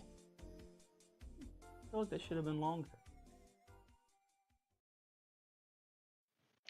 The CoCoNation Show would like to thank the following patrons: AC's 8-Bit Zone, Alex Gayer, Alan Huffman, Boys in Tech, Brendan Donahue, Brian Walsh, Brian Weasler, Ciaran Anscomb, Coconut Bob, Daddy Burrito, David Ladd, Derek Smithson, Diego BF109, Don Barber, Eric Canales, Frederick Sagard, Glenn Hewlett, Graham Wabke, Grant Leedy, Henry Gernhardt, Henry Strickland, Jason Warrens, Jim Mullis, Jeffrey Drywater, Justin Larson, Ken Reichard, Patrick Euland, Paul Fiscarelli, Paul Shoemaker, R. Allen Murphy, Retro Tech Time, Richard Harding, Rob Inman, Rocky Hill, Steve Batson, TJB Chris, Tom C., Tom Gunderson, Tom S., and William Athing.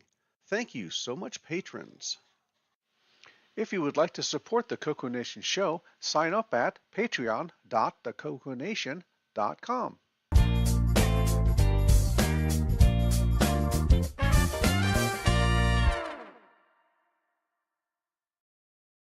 And the wife will move down into the basement, right? He didn't. He didn't say no. Keep it No light. comment. I plead the fifth.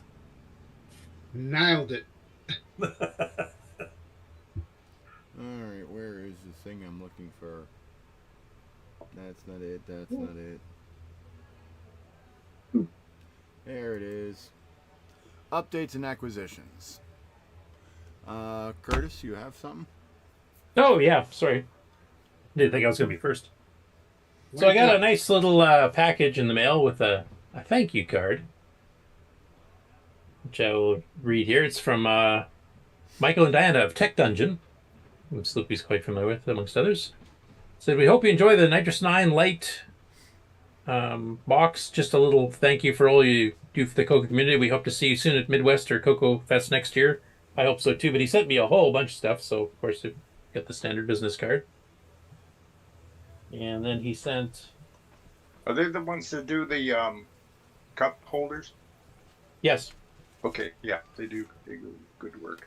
And he sent me a bunch of these little, I don't know what you call these specifically, but they're fridge magnets, basically. I have the middle one.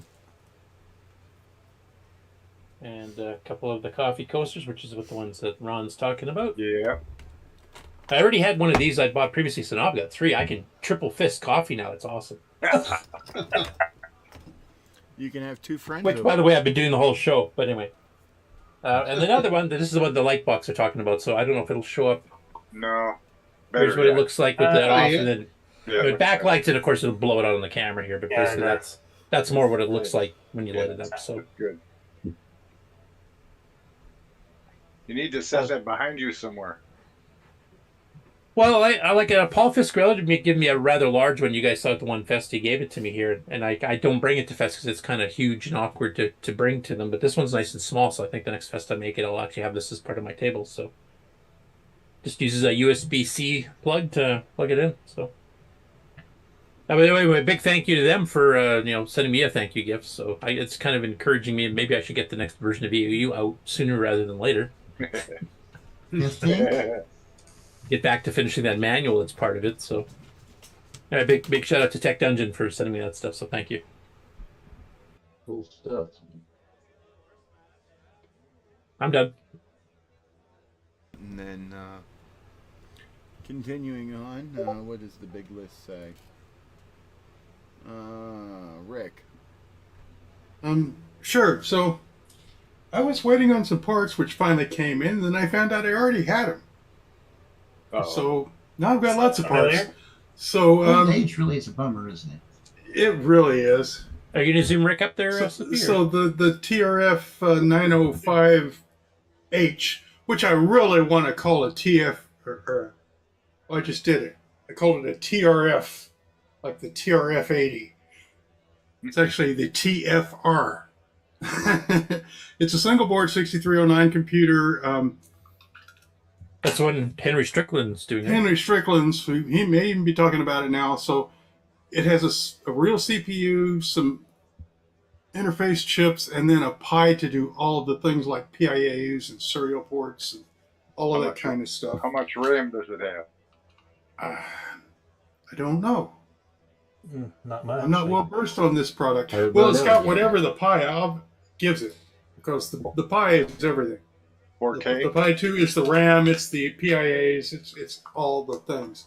And so you're writing 6309 code on a 6309, and the rest of it's Yeah, it's a 3 megahertz 6309 too, isn't it?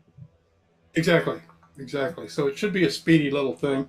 Like I say, I haven't really got to play with it much because I didn't think I even had the parts to build it, and then I found, oh no, I was wrong. So I have quickly slapped together a whole stack of them, which are available on the website already. So sorry, folks, it should have been out a week ago or more, and I just thought. And how much are they? $30 is the introductory thing. I think Henry's pretty much paying for them.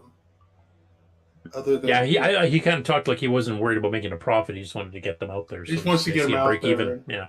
Same thing here. I just added a cute little case and a place to get them, and I'm going to call it the transfer thing because TFR, that's the 6 out of 9 instruction. That's what I'm used to meeting. Oh yeah, there you go. I've got to think of some way to keep it correct in my head because TRS-80. So anyway, that's the main thing. Time to go back to soldering. Next. Don't scare me like that. Well, you can code. I'll solder. Good. You did a great job blocking the light over there and behind you. All right, we could all die from the light that's trying to shine into this place. Has Bob got an update on his keyboards? Oh, he's got some stuff, doesn't he? Got some updates. Yep. So my turn. Yes. He's up next when Rick's done. Well, Rick's done, so All let's see right, what Artemis is doing. I'll switch over my camera. So I was. Excuse me. So like I said, I was at the fest yesterday, and I got a few things. I got my very first MC10. Ooh. Well, it's stock. It doesn't even have a CoCo VGA in it yet. There you go. You make a keyboard for that. Still has a warranty sticker intact. It's never been opened. The It's glory of untested, so I got 4K. it for $25. Nice. So yeah, that'll be a little future thing I need to upgrade now. But while I was there, I ran into Bill A. Some of you may remember he's been working on some 3D printed case stuff. So he gave me one of these. Back up here. Okay, so that's designed to hold one of my keyboards. Ooh. And I was thinking it might hold a factory keyboard, but it doesn't quite. It doesn't have quite enough clearance. But you could stick some sheetrock screws in there, and it would fit. Anyway. But he didn't just give me one of these. He actually gave me two. I've already got a keyboard mounted in this one here. And it has his little circuit there with it's also a high pico. My keyboard plugs in right here. The one thing he did not have was the cable to go from this to the motherboard. But at any rate, it looks pretty nice. I got this is the keyboard I made last week. So what we need is a board with a K.B.B and everything to go underneath that keyboard. Right, and you're done. And you're done. Yeah, that's right. So what I can do with this that is pretty cool is it has that Pico on there. I can plug in a USB cable into my laptop, and I can use this keyboard on my laptop now. All right, all kinds of evil things. Yeah. But that's not all. There's more. Can you use that with VCP? What? Can you use it with VCC? You could. Cool. Okay, Oh, so in a this is box. the case. This is a prototype. Hmm. And he basically printed this and gave it to me to, do some R&D on. The lid isn't like secured or anything. It just slides back out of the way. That's like a And I've single. already got my, I got the whiteboard back from Alan with the Gimme Z in it. Camera. Oh, what's Nice. So yeah, it's got a little board in there, a little board carrier where the turbo board fits. That's the keyboard receiver there. So just a ribbon cable will go up to there. I It's a have CoCo plenty of CoCo 4. those. I mean, it's How all long just a did it CoCo take? 3 though. I don't know how long it took him to print it. Yeah. Would have taken a I while. imagine quite a while, but it's all kind of snapped together, multi-pieces.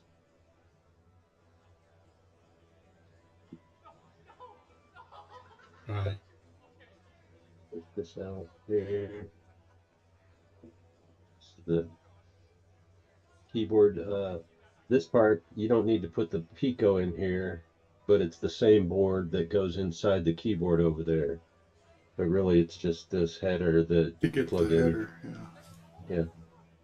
And I've got my magnetic connector on there because that's a 20-pin magnetic socket there, so that's going to go to the keyboard. How's the print quality on the case?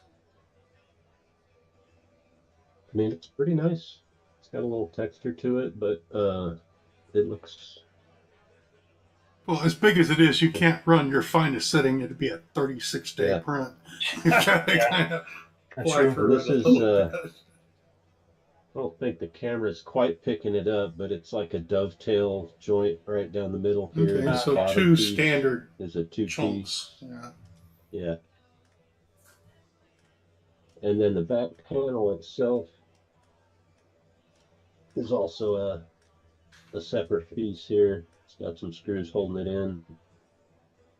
But that piece is kind of out of alignment. I had to drill for the power switch to even work, and then it's Right. a little bit too far back in there. Well, that's the 3D print problem. You can make 6 design changes while 1 prints out. So I'm sure he's probably already fixed this like 4 turns ago. Yeah. He mentioned it when he gave it to me that the back panel was messed up. So, yeah, I'll wait for an updated panel and I'll give him feedback on, this part's fine. Nice. By the way, William's mentioning he's in the chat actually, and he says it's 9 hours for the case, 3 hours for the top, 7 for the keyboard. Wow. Wow. What sort of printer though? I'm curious. Fairly decent one because this case is 8 hours on an ender. And it's the size of my hand, so if he's getting that kind of time, he must have some kind of decent printer. Is it expensive? Like, does it cost a lot? It obviously takes a long time, but takes time. But is it expensive? If someone wanted to buy a case. Well, like the cost on this case, I've got less than $1 in it in terms of filament. I think it's just the time it takes to print it. Yeah, it's the time. She's grinding along, and I know it's wearing things out, but that cost hasn't come home yet. No.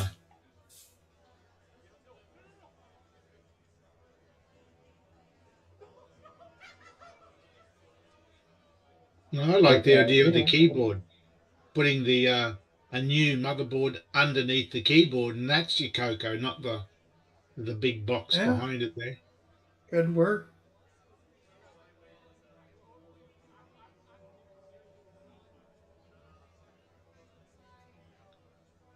A custom CoCo 4 motherboard with a Gimme Z. And 2 meg RAM. And 2 Right, meg because RAM. the whole dang thing's going to be like this big, so stick it on the keyboard and call it a day. Yeah. Be cute. Make it kind of CoCo styled and yeah. You could even add the numeric keypad there and just map it doubly up with the same keys, and you can little hex pad, for us assembly language people. Oh, and then the other thing I forgot to even mention, that William designed into his little keyboard here.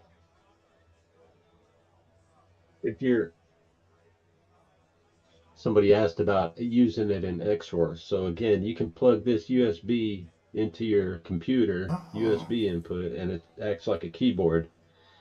And this 9-pin is an Atari joystick input, and it will basically do the arrow keys. Oh yeah. So, by the way, William Anything added some details. He said he has an H2D printer, and the case is 0.4 kilograms PLA. Is that keyboard case a one-piece print? Now, Bob said it's a couple of pieces with a joint in the middle. Yeah. The keyboard case is one piece. Yeah, the keyboard is one piece. The computer was the 2-piece with the joint. Yeah. Yeah. I want a new printer now. Yeah. Then this one has little side access for potential jumpers on the microcontroller for the LED. Still kind of prototyping that out.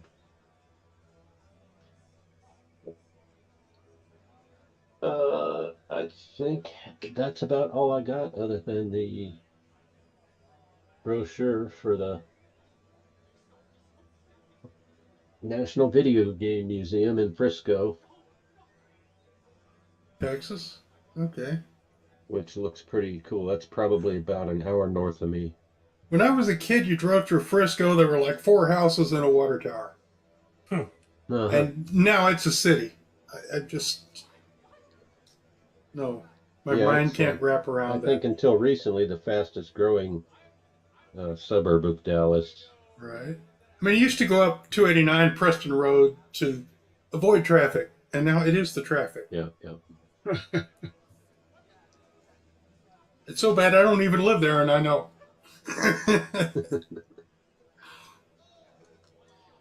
Tell me, I hear about it weekly.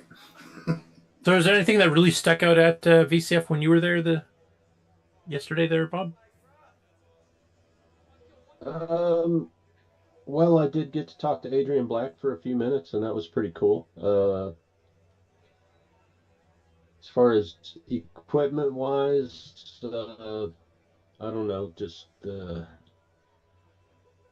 was pretty much the same as a couple of years ago. There wasn't really anything new. I didn't get a chance to see Boise there with that F256 machine this time. But it was a pretty good show anyway. Did it seem busier to you, like Mark was commenting on today? Well, it was definitely busier today than it was yesterday, but it was pretty good crowd yesterday too. I mean, it wasn't thin by any means. Still not quite enough Tandy representation. But checking out the Tandy display there, reading some of the information about Charles Tandy and all that is pretty cool. And hearing him talk about where he got that Radio Shack sign. Cool. Yep. That's it. That's all the stuff you got new so far? Which is a lot. I mean, don't get me wrong. It's a lot of walking and it hurt my knees. It was worth it. Nothing like a nice terrazzo floor, right? Well, Is it newsy snoozy time? Do we have any other people that had stuff, Sloopy, or does that cover everybody that had something to show off? You're muted. It never sounded better. Oh.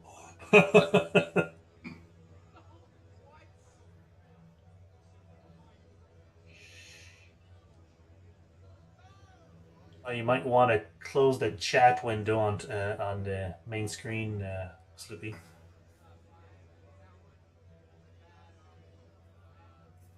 I think he's. Does he even hear us at this point? Well, he moved. Yeah, I'm right here. Yeah, I think.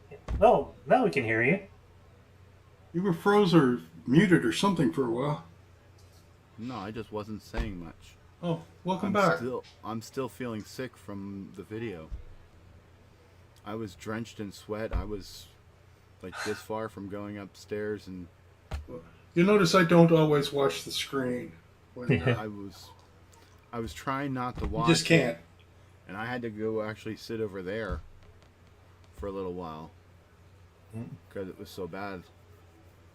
Do what I do. Bring a pillow with you when you watch the show. I would fall asleep. That's the point. Yeah. But he's the host. The problem is that I can't close my eyes when I'm sitting up because I'll get sick. So anyway, was there anybody else that had presentations, Sloopy, for updates and acquisitions, or did we cover everybody? No, we covered everyone. It was just you, Rick, and Bob. The three of us. Yeah, Brian was kind of iffy, but then he had to leave, so he definitely will be saving it up for next week. Yeah, we'll corner him next week and tie him down and get something out of him. So I'll do the intro for the news and. Yep. And actually, I need. And then we'll see you next week. I need to do the. Which one did he say? I think he said to do this one. Hi, I'm John. And I'm Aaron of the CoCo Show. And you're watching or listening to the CoCoNation, the live and interactive talk show featuring the Tandy color computer and its cousins. All hail the CoCoNation. Future Vision Research is your source for FujiNet platforms, including the FujiNet for Tandy color computers. The FujiNet cartridge supports CoCo models 1, 2, and 3 and comes with HDB-DOS DriveWire 3. Load files from SD card or connect to Wi-Fi and load files over the internet or your local Windows, Mac, and Linux computers. Applications from the FujiNet team allow you to follow news from all over the world, catch up on Mastodon messages, and even track the International Space Station. For more information and to purchase your own FujiNet devices, visit fvresearch.com.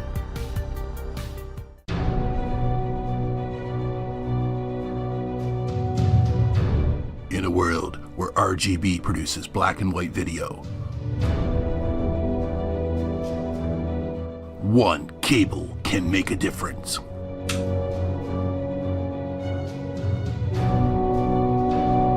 Switcheroo. CoCo3SCARTcable.com. A little brush of joystick to really bring our CoCo experience to life. And now I'm thinking a flourish of blue to accent our CoCo scene. And this scriptset blue might be, but as I'm looking at it against the canvas, it wouldn't be the right blue for me. We don't make mistakes on this show. We just have happy accidents. Now let's go for baseball blue. A nice hue to accent from our CoCo, but not overpower the scene. Hi, I'm TJB Chris, the Bob Ross of the CoCoNation, and you're watching the CoCoNation live show. Now isn't that fun?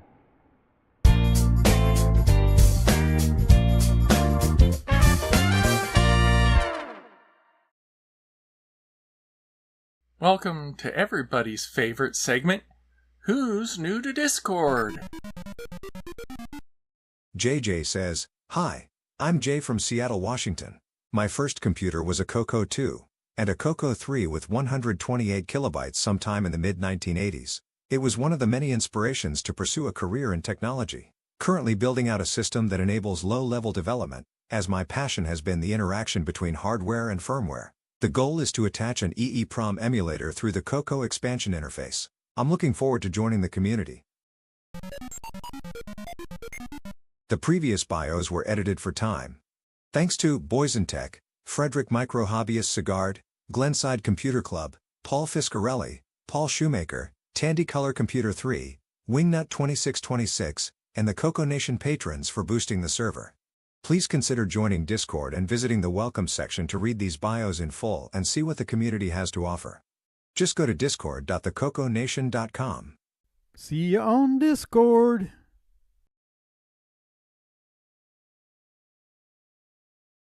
When you want the latest in TRS-80, Tandy, Dragon, MC-10, and all of their hardware cousins,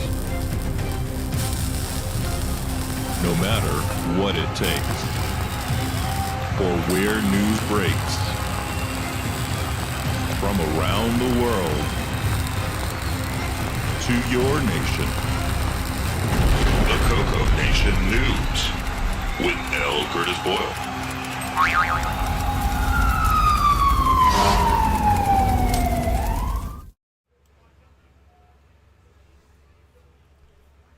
And take it away, Curtis. Okay, so in our newer tradition, we'll be covering the Dragon news. There's not too much this week. Then we'll go off into the CoCo and MC10 stuff for our European viewers, so they don't have to stay up so late. So the big update here is from Julian Brown, and he's updated, opposed an update he tried on his multi-pack board, which is for his wider Dragon ATX project, where he switched to a larger CPLD instead of using the original small GAL that he was using. He does mention here in the description on the Dragon group on Facebook that he's not sure I will ever build this variation, but it was a useful distraction from the static RAM board. And it definitely is taking up a lot less real estate up on the board here for that type of thing, so it might be worthwhile pursuing. And I think the GAL, that's what the original multi-pack uses, isn't it, to kind of do the programming? Isn't it, or PAL or GAL or something, what it actually has to change? To work on a CoCo 3, for example, to lock out some extra I/O space? Yes. You hardware guys can tell me. Yeah, it was a GAL. Yeah. I mean, no, PAL. It was a PAL. Okay. So he's got a picture of the board here, what it looks like when it's kind of shrunk down a bit here, but standard 4 slots should be compatible with the Tandy one. Next after that, we have Data Bits, which is Brad Tompkins on YouTube, and he put up a 3-minute short here showing how he used his iPod Touch to load games in the CoCo. We've talked about this quite a while ago. We haven't done it too much recently. So he kind of gives you just kind of a description and, you know, step by step, not including downloading the actual WAV. But there are some utilities now to create the WAV files or MP3 files directly from a data file, like a CAS file. So you can actually create these on the fly when you need to. So, and there's some games, particularly some of the Dragon games that are basically set up for cassette only. And you sometimes have, like some of the Inafudo games, that's a good example. They're set up for cassette by default only. So if you don't want to sit there and muck around with the preloaders and stuff that we usually add to them to get them to run off of disk, and you want to just run it straight off cassette, you can just use, you know, whatever audio device you have. Now, I did read some comments that were put in here, and they said that Android has some auto leveling that actually makes it a bit too quiet to load most of the time. I don't know if you guys have had the same experience. Is there a difference between Apple and Android devices as far as using it for this kind of purpose? Yes, they're afraid they're going to hurt your sensitive ears if they put too much volume out the headphone jack. So, okay. I think in my case, the Fender amp probably had more to do with that than any... Yeah, it wasn't the phone, trust me. And it's a quick little 3-minute clip. You can check it out. And once again, as we always say every week, all the show notes for all the stories we cover here are in the CoCo Discord in the news summary under the CoCoNation section. Next up is Ken still awake? Or even here? Paging Ken Waters. Yes, I am. I'm right here. Okay, I'm going to mute this, and I'm going to let you describe this, because you actually did some fiddling around with something we had some experience with at the Vintage Computer Museum. Yes, I finally got my hands on an electronic book and got to play around with it, take a look at it, and just generally, see if it worked. And played a bit of the educational stuff, and I also tried out a game that we played on the Game On Challenge a little while ago. Yeah, which I that's probably can't the most remember interesting one. I thought maybe since we talked about it when we had it as a Game On Challenge, because you can play it without an electronic book. But what did you find the advantages to be to running the Dark Pit with the electronic book?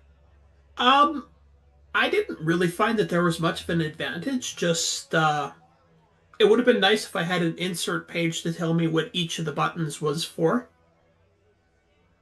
Which I guess you don't have use on the number keyboard keys or either. something of the buttons for selecting your weapon or something, wasn't it? Yeah. So there's 6 different weapons that you can pick up in the game, and you switch between them by hitting the button either on the keyboard or on the book. Because for me, I think the main advantage is here is if you're playing with a joystick, trying to hit the keys on the CoCo keyboard, they're smaller. Whereas electronic book, you almost don't even have to look at it. It's so huge, you can just see this big, number 4, and if I want my 4th weapon, you just hit it. Well, what I'm kind of hoping to do is when I am somewhere where I have a printer again, maybe print out a page that has a little picture of each weapon. Okay, yeah. So you can just tap laser or that would be a great use. Yeah, and you just flip through your book to the one for your game, and there you go. Yeah. I mean, that's one of the advantages, like I talked about a little bit at the end of the video, that like I grew up with the ColecoVision, and a lot of the games had the inserts for the keypad on that, and just had nice little pictures of everything on it, and you just... All right. Now, have you done any programming with it? Because I think it just uses a standard joystick read. Just a certain values does correspond to each. I have an idea for something to do on that. Oh, you're going to make your own Game On Challenge game, and we're all going to have to play. We'll have to buy electronic books. We'll have to all get a book. Oh. I was all excited. I am going to take an existing game that I think would work really well for the electronic book and modify it. Oh, okay. Is it one of Nick's? I'm not telling. Does it start with N? You'll have to wait until I learn how to program. Because Gunstar, the way Nick has it set up, you keep shooting that thing to change which weapon, and you always hit it one too many or one too few times. I figure if you can change just to hit 1, 2, or 3 to select your weapon. Yeah, I think Gunstar's a little out of my ability to program for. I can program Hello World on my computer. Because Nick's all about this number of sales he can make, and there's not that many electronic books. So I don't think he's going to support it at all. No, right, Nick? No, I'm not. Yeah, I'm not going to do that. Maybe Retro Rick and Ken can work together, because Retro Rick does a lot of programming. It looks like the product was made from a regular office binder. We should be able to work that together. It's just if you look at it really closely, you can see it's basically just a raised little couple of pads under each button, and when you tap it, they just connect. It's squanch. Yeah. It's a membrane. Yeah. Yeah. So you actually found the article here in Rainbow here for programming, and I think John Linville did a blog post some years ago on how to program it too. So I did, but I don't think those are the right joystick readings. Oh. Well, because if everything is 0 on the X or Y axis in one of them, then it always has to be in the center of the screen, doesn't it? So you couldn't have all 6 buttons at 0. Zero's all the way left, all the way up. I thought that was a negative value when you go all the way to the it's 0. 0 No, to 063. Yeah, 063 Oh, on okay. each. But you're right, this was underutilized. I mean, it was a good idea. I think the fact that Tandy themselves restricted it all to educational games, which would have been a good start, but they did, they could have done stuff for regular arcade games or adventure games or whatever else you wanted to do. You can make directions like go north, south, east, west, and inventory. One of the things I mentioned, you could just have multiple pages, like for each thing, like for if you're doing an adventure game, for when you're just exploring the map, when you're in a battle, when you're camping, when you're in a shop to sell or buy equipment. Yeah. And then you just flip to the page of where you are, and that have all the different options right there. So Yeah, like it had a lot of potential. It was like, as we were discussing earlier, it's way better than a koala pad. So it's too bad that they didn't actually. I think if Tandy had pushed some non-educational games to show that you could actually have some, actual real fun with it, rather than learning things. Exactly. So it might have been more used. Someone needs to dig into the program and figure out what the actual ranges are, because his book made an 8. Is that really a 5 to a 12? What was the spec? Well, I think I remember it being easier than this table, to be honest. Yeah, well, I think this is too specific. If you're programming for it, I think you would do a range, because it's probably going to be different on everybody's computer, depending on how, everyone's going to have a different amount of play on the joystick port from the components just being a little bit degraded or less degraded, or. Yeah, I think John Linville's blog post would probably be a good place to start, because I'm pretty sure he did the range thing. Probably so he done figured that. that out for you. Or you just write a 3-line program for tested the joystick range and just push the button. It's math, man. It's math. But yeah, there's a lot of potential, I think, for a regular style game, and whether it's an adventure game or some arcade games where you're selecting like weapons or shields or different inventory items that affect your ship and how it behaves or whatever. There's a lot of things you could do with it. Well, I think my idea that I have for this is pretty good. So, but my favorite time thing, estimate? How long do you think you'll have? Hopefully, sometime this summer. Okay. Cool. Maybe I kind of want to have it done for Tandy. Okay. Yeah, you could even do a crossover and write in Basic 09, because it can read the joystick ports too. So yeah, a nice faster game. The game that I'm looking for is already written. So. Oh, you cheap bugger, you. I'm going to change. I just want to change the input on it to the electronic book. Okay. Just as a proof of concept that this is actually something that would work really well with video games. And yeah, and then like if it works and you actually get some people trying it out, maybe you can actually make a commercial game. You could sell it at the fest there. You just got to find a bunch of electronic books to bundle. There you go. Or actually, it probably wouldn't be that hard to make your own electronic. Right. There you go. You can team up with Rick and have this as a bundle. Yeah. We'll make a page protector sheet that you put in any book, and that becomes the sensor for your electronic book. Yeah. Actually, that's not bad. I was just going to say go to Staples and buy a bunch of 3-ring binders. But and just do that. And then you get it working with the CoCo so you can have people playing head-to-head across the world on their network card. Yeah, we're good. There you go. Am I feature creeping this enough yet, or should I keep going? But I will definitely, if I make something like that, will need Ron DeVoe to do the artwork for it. There you go. There you go. We're going to need a page for each different game, so get on. That's actually my favorite thing about the electronic book is the artwork, especially going through the archive and seeing some of the stuff that I've never seen before that was actually made for this. Yeah. I find it ironic, too, that the only non-educational game ever done for, which is the Dark Pit that you mentioned before, was actually a UK game where Tandy's did not sell that well, but I guess it worked on the Dragon, right? It's interesting because actually this book also works on the BBC Micro. Oh, okay. Hey, that's right. I didn't know about that. I kind of forgot. I do. I mentioned it in the book there that one of the games that I was looking at has the instructions on how to hook it up to your BBC Micro as well. So I wonder if they do it for the Dragon first and then the BBC, or BBC and then the Dragon, or I'm not sure, but you do require an adapter for the port for the joystick port, but for the CoCo version or for the BBC? For the BBC Micro.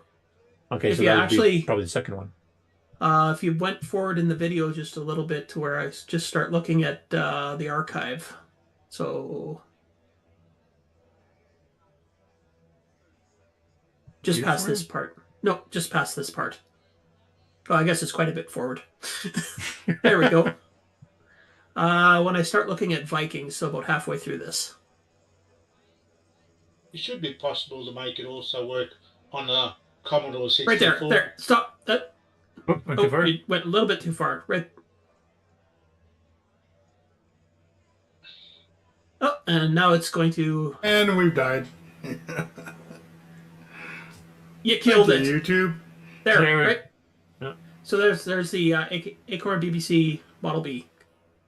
Oh, right here, yeah. And the Electron. Oh, and the Electron, yeah. Acorn Electron, that was the 6847 based machine, wasn't it? Has the same BDG as the CoCo, I think. Sounds right. Sounds right, yeah. Okay, so they're all still analog input. It's just the BBC has a different connector, so you need a... Yeah, so this book was made to work on 3 different computers, so... Nice. Or at least in Europe they were. I wonder how popular this was in the Dragon then. I'm kind of curious now. Because like I said, the CoCos in the UK had so many extra taxes and stuff on it. They were quite expensive. Yeah. They didn't sell that well. Yeah. Well, I wonder how popular it was just on the Acorn and the Electron as well. Yeah. Cool. Well, I'm looking forward to whatever game you're going to muck around with and patch for it. And then, when you guys start selling the bundles at next year's CoCo Fest with Rick, pre-curating the hardware for it, and you'll write a couple of arcade games that'll put Gunstar to shame. I'm not overselling it, am I? Just a bit. Okay, we'll say it'll put Neutroid to shame. How's that? Hey, wait. What if it's Neutroid that I'm gonna change to work? Right. Then I will never talk to you again. But come on, Neutroid is on a grid. The number pad is a grid. It fits perfectly. Hey, you could actually control the Neutroid properly for the first time ever. That's actually not a bad idea. I'm still waiting for Nick to come in here and say something. He's right now. Nick's sitting there like, damn. Neither Sloopy nor Nick are defending Neutroid at this point here. Do you think they're finally wising up to it, or? Yeah, well, I've already started the new one. Oh, he's planning his revenge. Okay. This was the electronic book was going to be Neutroid 27.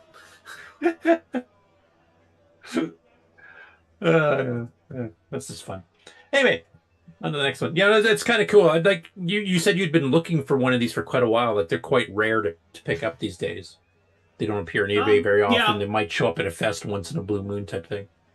Yeah, so I don't think these sold very well when they came out here in North America anyway. Yeah. I don't even remember seeing one of these in the stores back in the day, honestly. No. I did have a couple people comment that they remember seeing them in Radio Shack, but that was it. But of course, the problem was for us, it was just simply marketed for educational games. So yeah, they did have that educational division, like they sold composite-based CoCo 2s, for example, only to the educational. I wonder if this was like a special order in most cases. These were in the Radio Shacks because people did remember them being there, but interesting because we probably never looked at the educational games. Like, how often did you ever walk into Radio Shack and go, "Hey, I wonder what new educational games are out"? Well, like my Radio Shack had a Radio Shack educational section. It was just their weird games that didn't. And I never saw this. And I never looked at them. Either. I never walked. It was over there, and these were the games. Oh, he never went over there. That was the educational area. Whatever. Oh, that's the substandard section of the store. Exactly. Well, I got out of school at 3:30 and had to start my Burger King job at 5. So I hung out in Radio Shack for an hour and a half every day. I knew everything about that store. Loaded up color math, and away you went. No, I'm really looking forward to seeing this, Ken. On all honesty and all kidding aside, there, I'm kind of curious exactly which game you picked, how you're going to change it up to use this, and did you find John Linville's blog on this on how to program it, which is probably a bit more accurate? I didn't. I already actually know one thing about it. That article actually shows how to program for it too. Yeah. I'll actually, I think now that I'm thinking about it, I think John did it as he actually had one of his tech segments on the CoCo Crew podcast. I think he did a full audio explanation. So. I'll look that up, but I did actually. There's a program in that 2-part article that actually has how to read the inputs. As I said, I think he was a little bit too accurate with the numbers. I think you need to do a range. You need a bit of swap because of hardware aging and stuff. Yeah. Well, yeah, and there's going to be a fixed resistor that is the center of each button. And it would be nice to figure out what that is, but that's going to be hard to do without, knowing, what is the lowest value and the highest value each button gives you from your actual example. Yeah. Which, send you a short basic program to do that since you're at the cabin. You got plenty of time, right? Exactly. Yeah. Oh, nice. I'll just mention a couple things mentioned in the chat here. Tim Gilberts from the UK says it was the Atom with the VDG. Electron was a cut-down BBC without teletext. So the Atom was the one with the VDG. And then Mike Zweifel says, I did see them in my local RS store in Racine, Wisconsin, also the home of Brother Jeremy back in the day. And you're not too far from there now, are you, Rick? No, I'm hour north. But you're referring to back when you lived in Texas, I'm presuming? Well, no, I'm just in the Milwaukee area. I never saw the dang thing. Well, yeah, Okay. and back in Texas as well. But yeah, Texas, that was the height of Radio Shack. I should have seen one.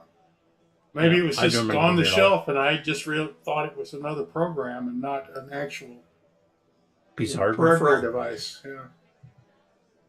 Which, actually, if I had known about this back in the day, I would have probably gotten together with some of my CoCo people to try to figure out how to program some games for it. Right? That's a cool looking thing. Especially if it's better than it looks. If it has more resolution than 3 across and 4 down or whatever. That would be huge. Well, I mean, it's going to only have 12 buttons that you can use, but for each section in the program, you can program the 12 different, like you just have to have one simple program that reads it and then give that a result and then use that result in the program that could be 20 different things. So you could have 20 different page pages. for each set of 12 options, or up to 12 anyway. Right, and you've replaced the stupid Stream Deck with a sheet of paper. You know, you just flip to page 4. There's your buttons for page 4. You can make it like a choose your own adventure. Turn to page 6 and hit the 3 button if you want to do this. Buttons. Well, that's exactly how the educational games work. It's like, okay, what do you want to do? I want to play this game. Okay, turn to page 4. Or you hit go, and it's, okay, now do something on that page. Yeah, definitely has potential. I'm looking forward to seeing what you're going to do with it.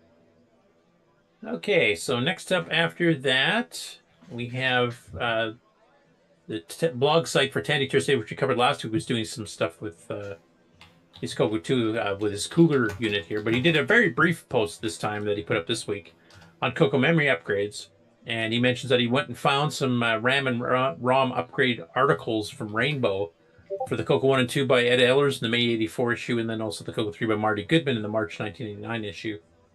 And he extracted some of the pages here, so you can actually get just that part instead of downloading the whole Rainbow. But if you just are kind of figuring out how to upgrade a CoCo 1, 2, or 3 RAM-wise, that'll give you the details that you need, like what kind of chips do you have to snip capacitors out, you need to move jumpers around, that kind of thing.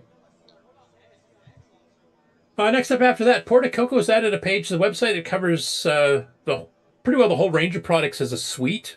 And he's calling it Wire-Free CoCo 3, so this is kind of a summary page, which kind of explains what all the different parts are and some other details about it. Of course, we see him at CoCo Fest the last few years here with him and his son Charlie. And if you want specific details, you can go to the main part of the Porta CoCo page here and actually get the specifics on for different computers, the monitor one, which we looked at recently, MC10, etc. So quite a bit of info there. But he's done this new summary pages of the one I wanted to highlight because that just went up this week. If you want to kind of see like what all can be made wireless and have its own battery and run with a power plugged into a wall wart somewhere. Right. So you can use your CoCo while you're boondock camping somewhere.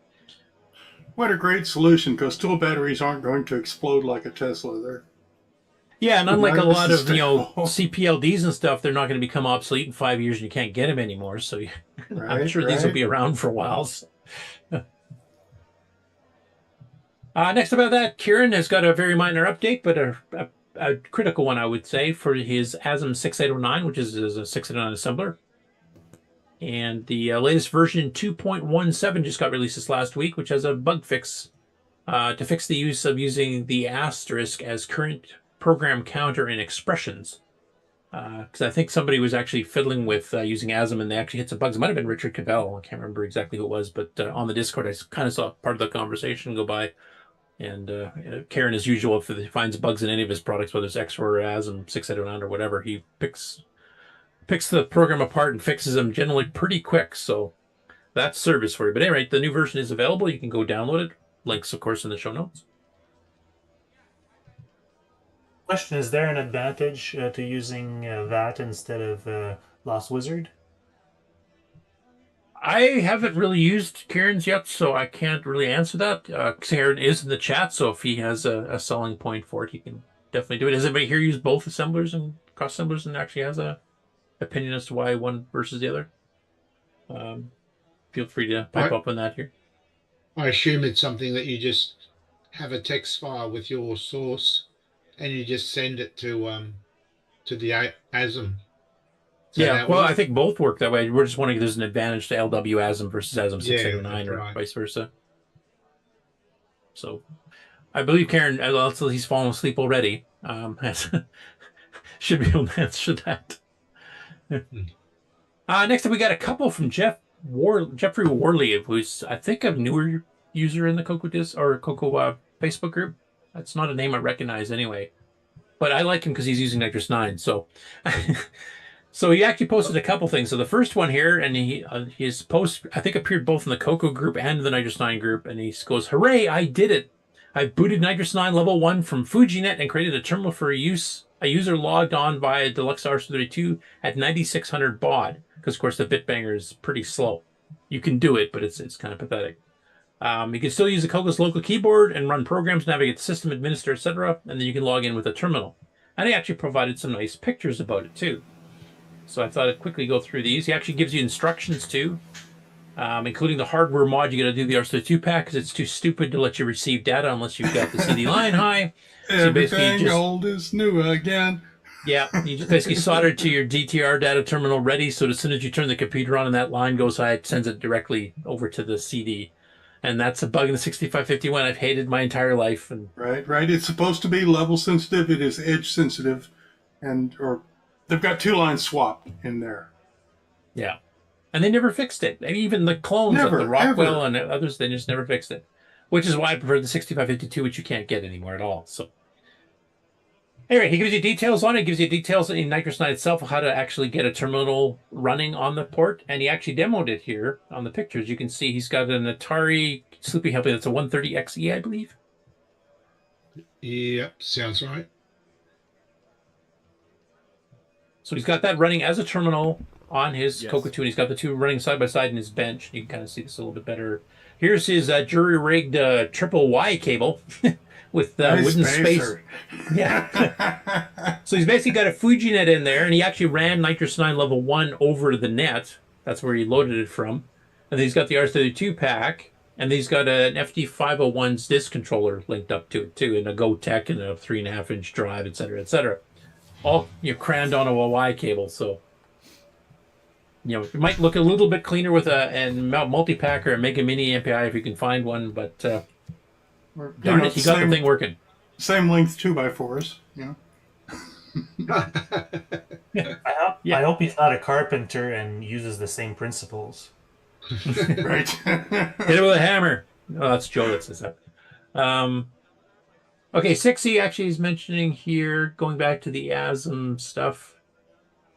LW ASM definitely had some speed weirdness a while back that ASM 609 didn't have due to type usage, but I suspect they're gone by now. I think I tried to use the recently discussed phase in LW ASM recently and had an issue where ASM 609 was okay, but didn't try to nail it down. So it looks like there's some edge cases there that it has less bugs, I guess. Yeah. And he says, I think LW ASM is quite deliberately two-pass only, which puts limits on where you can define things. Otherwise, you get phasing errors and that type of thing. So, hey, back to this here. So here's a zoom up. So he's running his Atari 130XE, and he's using a terminal program that I'm not familiar with. I don't know, Sleepy, if you know what it is, but it's running 80 columns, and of course, because he's running Nitrous 9 level 1 on the CoCo 2, you've got the 32 column, or you can have to run graphics, which is quite a bit slower. So he's running this here, and he actually just did a dir of some of the device descriptors and drivers for screens and serial ports and parallel ports here. That's part of the Nitrous 1 level 1 distribution.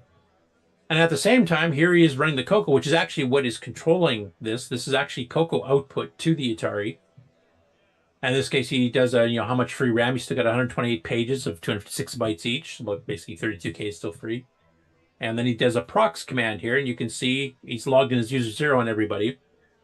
but he's got the first shell is running on the local VDG screen here, and the second shell is the one that's actually running on the Atari terminal. So he's fully multitasking. He's got an 80-column screen and a 32-column screen, all running off one CoCo 2 with 64K RAM. So pretty cool. And I think, I'm not positive, but I think level 1 can do the same trick level 2 can. Cisco, which Microware and Tandy always put in the boot file, so it took room even after you're done booting. You don't have to. If you actually put it in the root directory, I think. Or is it the commands directory? I think it's the root directory. In the root It'll directory, run, and then after it forks its shells, it actually will kill itself and return the memory back, so you can actually gain some memory back. I think that works in level 1 as well as level 2. It for sure works in level 2. Let's see it use the Atari as a graphics terminal. There's a different angle view of his triple Y cable here with the FujiNet up front, and then the floppy controller, and then the... So he's got OS 9 up with 32K free? Yeah, because, I mean, if you don't load in a bunch of graphics screens and stuff like that, and don't preload a bunch of programs... Oh, I suppose it's all remote, so yeah, you don't need a console. Okay. Yeah. Well, you do have the one console there on the 32 Well, the 32, yeah, the little baby console. I don't think you could run like Basic 9 at this point. You'd be completely out. But and the nice thing too, of course, OS 9 level 1 or 2 shares code. So you load the shell program once, and that's it. You can run it on 3 different things. It shares the code. It just gets a separate data area. And he did mention he's considering, or at least he was talking about doing a second SWTPC address differently, so you can actually run 2 terminals off of level 1 CoCo 2, which would be pretty cool. Double the pain. Right. You're just jealous, Nick. And the second one he did, and this is kind of a cool little thing too. So we know that DriveWire, for example, is using the bitbanger kind of maxed out the fastest it can go. On a CoCo 1, it's limited to 38.4 kilobaud. On a CoCo 2, it can go to 57.6, and of course the CoCo 3 can go up to 115. And that's caused by the fact between the CoCo 1 and 2, because I would have thought, that would have been the same speed. But it actually turns out that it's the op amp, I think it is. Hardware guys can probably tell me better. Yes. Basically, it's using an older, slower one on the CoCo 1. So we actually swapped out and put a CoCo 2 levels, or speed 1, and it works. So now his CoCo 1's running at the full throttle, 57.6 on his CoCo 1. Nice. And he says here, like, to all concerned CoCo 1 users, that is, FujiNet is so much faster. I now have 57.6 kilobaud on my CoCo 1. This is especially helpful with FujiNet and with DriveWire devices in general. If you do this mod, your CoCo 1 is now the equivalent of a CoCo 2 as far as DriveWire and FujiNet are concerned. And that's a pretty big jump in speed. 38.4 to 57.6 is nothing to sneeze at. Right, and it was the 8-inch chip instead of the 9-cent chip. Yeah, he says here, I replaced the LM741 op-amp IC and he's got the latest CoCo 1, like the cream-colored 64K one. That chip replaced it as an LF35-6N, which I'm not familiar with any of these, but apparently it's the faster one. Yeah. You can see here where he's running it as well. Next up to that, for those of you who've been following us the last few weeks here, Simon Jonathan has been working on this new display program using what he calls wobble mode. And he's got the bug fix where you have those, little black stripes showing up. And basically this does, it's kind of like the CoCo 1 and 2 equivalent of the high color program by Sockmaster, because basically it's using the SG24 mode, which can do 9 colors, including black, all on the screen at once. And then he's kind of doing the wobble mode to, kind of overlay colors over each other to actually get more. I think he said you can get a maximum of 121 unique shades. And he's actually uploaded the disk that actually will run it now with the bug fix on the black line issue that we've shown in some screenshots recently. I'm assuming, Ron, you have had a chance to play with it somewhat? Oh, yeah. It's in the background. Yeah. Yeah, I'm going to stop sharing, Ron. I want you to share your screen to kind of show people that kind of, the fixed version without the black lines and stuff. I don't have it to share. What's been your background? That's not in my background. You're looking at a cat or something right behind you. I know, but that's not something I can show you on the It's in his screen. That's just Discord, on my. isn't it? Yeah. Oh, okay. Yeah. Can you zoom him up, Sloopy, if you haven't already, just to kind of show in the background what he's got. Yeah, I'll move to the side. That's from my 18-inch monitor. I have a 18-inch TV. Just a regular I think it's Sony or something. Anyway, I wanted to show them, closer than my little 12-inch I have. So I put it on there, and this is without his lines going across. And it's a CoCo 2, and look at all the colors. It's awesome. It's great. I know he has to run through a pre-converter to kind of get him set up for this, but it definitely does a good job. Yeah. And is there much flicker? No flicker. Right. Not on the television set. Nope. Yeah, that's what I mean. Now, for you, Ron, when you're running socks high color, do you get a little bit of flicker with that? It depends on what you use. If you use a monitor, you do get a little bit. But if you use a CRT, if you use a CRT, not. But the other thing is, when you take the picture, if you use more expensive camera, like on a higher end cell phone, you get more control of the picture, and it won't flicker, and you get a better picture. Right. Yeah, for photographing it, I'm more concerned with how it works on an actual screen, like if you're using it type thing. And it sounds like if you're on a CRT, it doesn't flicker much at all. If you different displays do different things. You know what I mean? Right. If you spend a little bit more money on a better monitor, you'll get better control of the video. I was wondering, I have a, you remember the TVs when they first came out that were made of all one tube? What are those called? It's one big matrix of a tube. A television set. Panasonic came out with them. We have it. The things. It's a, can't think of the name of it. It's before LCDs came out. It was one big matrix of a tube. It lights up the pixels. Do you mean CRT? Plasma. Yeah. I wonder. Plasma. Yeah, if I hook up a CoCo to the plasma, if it will have the same effect of blending the colors without flicker as And I know that one. Plasmas are bad. They're worse than LCDs. They're just. There's a reason you don't see them anymore. Well, I'll tell you, I've had mine for 15 years. I think 14 years. Well, you're one of the few. Bright and vibrant. I have two of them. I have a smaller one in the bedroom, and they work beautiful. I mean, there's no dead pixels. It's just as bright as brand new. There's no. Wow. It's a great monitor. It's a great. Want to buy me a lottery ticket? My plasma has a great display on it. The only problem is the HDMI input don't work. Oh, this has 2 or 3 of them on it. Yeah. Mine has 3. None of them work. Huh. Now, when I first got mine, about a year after I had it, the power supply went out, but I was able to buy one online, and I installed it myself, and it worked, and it's been working for, it'd be 13 years straight. Nice. And I bought my mother one. She used it for quite a long time when she lived here, and it was, maybe a 45-inch instead of the 50-inch we got. And that's in our bedroom, and the picture is awful nice. It's beautiful. It's bright. No pixels are popping or anything, I've never had an OLED or anything else, so I don't know what the result would be. I'm going to try it, though, and see if maybe there's... I don't know what the refresh rate is on those. Do you? You'd see a difference in the power bill. Oh, right. I know one thing. These two TVs are hot. Yeah, plasmas are notorious for yeah. You're cranking them. Yeah. Oh yeah, they're warm. Anyways, but as far as his work goes, he's got a couple of pictures that I don't really care for.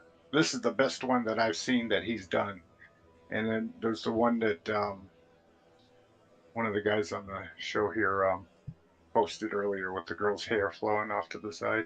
That's another good one. What about that background Kevin Holloway's got? Is that also one? Right. Yeah, that's one. Yeah, see the greys? Yeah. That's not bad. Yeah. 5 levels of gray. I wish he was on. He could talk about it. He he's kind of a humble guy. He doesn't like to go and tout Really? himself, you know. Yeah, it's the complete opposite of Nick that way. So, or me for that matter. Anyway. Okay, yeah, but for those of you who've been curious about this and want to try it for yourself, it definitely works better in a CRT. You just need a CoCo 1 or 2. I think he said the program on the disc requires 64K. I'll tell you something. I have it projected onto a LCD using the CoCo VGA, and it is perfect. Crisp, clean, nice, really sharp looking, and not much flicker. I have a Mitsubishi, it's more of a square monitor than a wide one. Yeah, works great. So anyway, check it out. Pretty good for a CoCo 1. Yeah, definitely. Right. I keep saying, that's not impressive for a CoCo. Oh, wait. It's not a CoCo 3. No. Yeah, getting up to 121 colors at once on a CoCo 1 or 2, that's pretty darn impressive, even if it's got fat, wide pixels. Yeah. Thanks. Okay, so hopefully I can just take over the share again. See if that works. You can take over everything. Okay, that did work. Actually, I think this is the one you were talking about here. Yeah, there's that. No, the one off to the side. There's another one there. Okay. Is there hair off to the side? That one's still got the old lines in it. So that's the old crappy one. The one that. No, I don't see another one besides these. Not there. Okay. He sends me a disc, right? And he calls it Wobblers, just like he did there. Yeah. And I said, can you change the name of it so I know when I save these things off, each one's called Wobbler, and I'm writing over the next one unless I change it. And he goes, then you just change it because I'm not changing it. I'm just sending it to you that way. That's what he calls it. Now, I want to mention the caveats for those who want to try to download and try it out, which Simon mentions in his post in the CoCo group on Facebook. He said this is for NTSC only at this time. He is planning on doing a PAL version later for 50 hertz versus 60 hertz. Only CoCo 1 and 2 because it requires, the semi-graphics 24 mode type thing. If you tried on other platforms, it will not work as intended. He does mention, the PAL version. He's also working on a CoCo 3 version as well. He says the addendum, it was tested by some of the people in Brazil. It does work on the CP400. Oh, XROAR, it does work properly, apparently, for the emulation, but it does not work properly in MAME, and he's actually filed a bug report with the MAME devs to try to get it fixed. So I haven't had a chance to try to see what the problem is. I don't know if it flickers, or maybe it does the wrong colors, or doesn't line up the pixels or something. But I'm kind of curious to try that out myself now. Okay, after that, the return of Boys in Tech as a store. If Richard's still here, if he's not asleep. Just like he grew his beard back. Yeah, I'm getting lazy. You need time to solder, right? He's back. Yeah, back. Oh, I was answering an email. Somebody I saw a post about a multi-pack interface. So. Oh yeah, I got to go for that. So I just want to mention you've got a Facebook page up now for the first time in quite a while. Nicely yeah, designed. The Facebook looks page really cool. is active.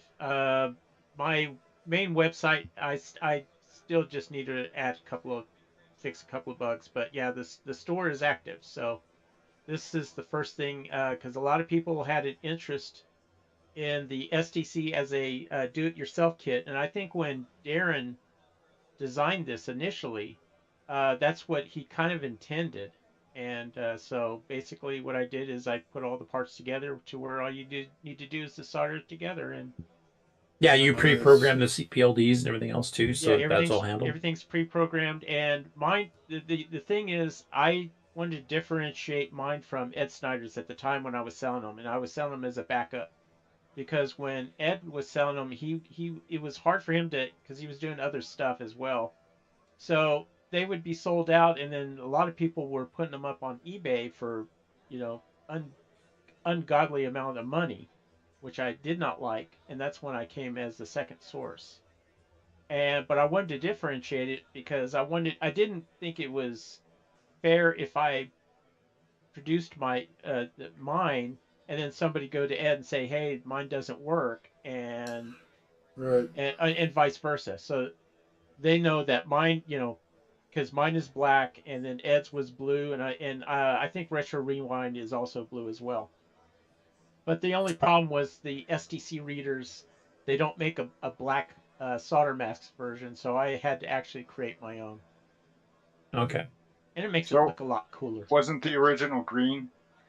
Yeah, I think it was green. Okay. Yeah, I'd have to Yeah, probably open one of my ones from Retro Rewind. I can't remember what color he does his. It's black on Retro Rewind. This I got it in the hand right now. No, we're talking about the PC board. Oh, okay. Yeah. Sorry, my bad. Yeah. I don't make the cases yet. Yeah, you just sell these as parts, and basically you can buy a case from, say, John Strong, because he was one of the original 3D printers of them. It looks blue from the inside. Yeah, it's probably blue. And then when it came to the Atmel chip, the 28-pin dip, you have a choice between the machine precision or the double wipe or dual wipe socket. So I put both of them in there because those sockets, the dual wipe sockets, were only like 35 cents each. So I was like, yeah, I can just put those in there. But I'm still working on touches on the video on how to solder this thing together. I mean, it's if somebody's soldered before, they can pretty much figure out how to do this because the board layout is very easy. It's not very difficult to solder this thing at all. Yeah. And also it's also for people that are a bit strapped for cash, it's a lot cheaper. Like it's showing here like $48, whereas correct. Buying a pre-done one is I think pretty well just about double that, isn't it? Well, it's Not quite, Ed but raised his price. If he has them available, I think he sells them for $85 now for a complete kit. I mean, with the case and everything. I think Retro Rewinds is still $75, if I'm not mistaken. yeah. But if you have the soldering skills, I mean, you can definitely save some money, and then you can do fancy stuff like the clear plastic ones that. Right. And back in the day. it's just a fun project to do. I mean, it's sort of like in the Heath kit days where you just put something together and call it your own. How long would you say it takes to put one together? If I can put one together in about 15 minutes, or less, but I'm going to do a step by step, so it could take up to an hour. If you just be very careful, because like the PLCC chips, those square ones, you can put them in backwards. The sockets and things like that. You just got to be careful about it. And then I show you some tricks on how to keep the sockets in place while you solder them and stuff like that. Cool. So, go ahead, Nick.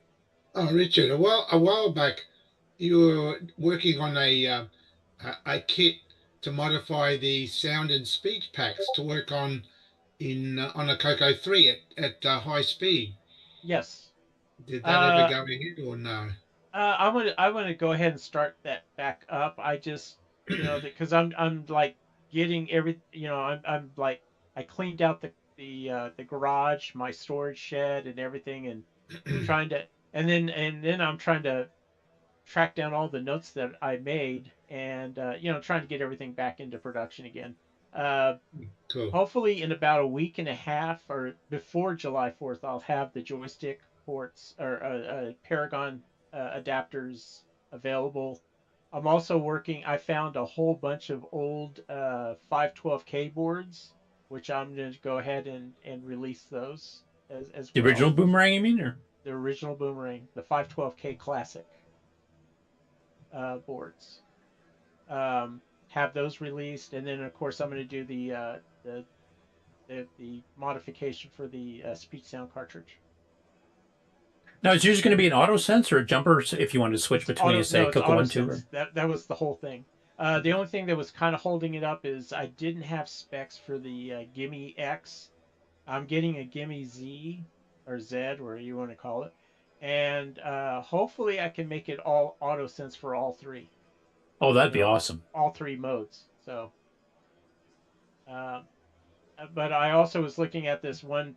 Somebody, and I've been thinking about doing this a long time. Was also an MPI replacement as well, along with my CoCo PC. I just stumbled on a video. Rocky Hill has been working on he calls his a CoCo XT, and it looks kind of awesome. But and I'm kind of going in the same direction, but I haven't reached out to him to to get some notes and see how Yeah, and he's he's doing. great at sharing stuff, so I'm sure he wouldn't have a problem helping Yeah, you with that at all. because the CoCo the PC thing was more of an open source thing. I had no intention of making that any commercial or a commercial product or anything like that. Because I think only a few people would really be interested in doing something like that. What is that, like a repack?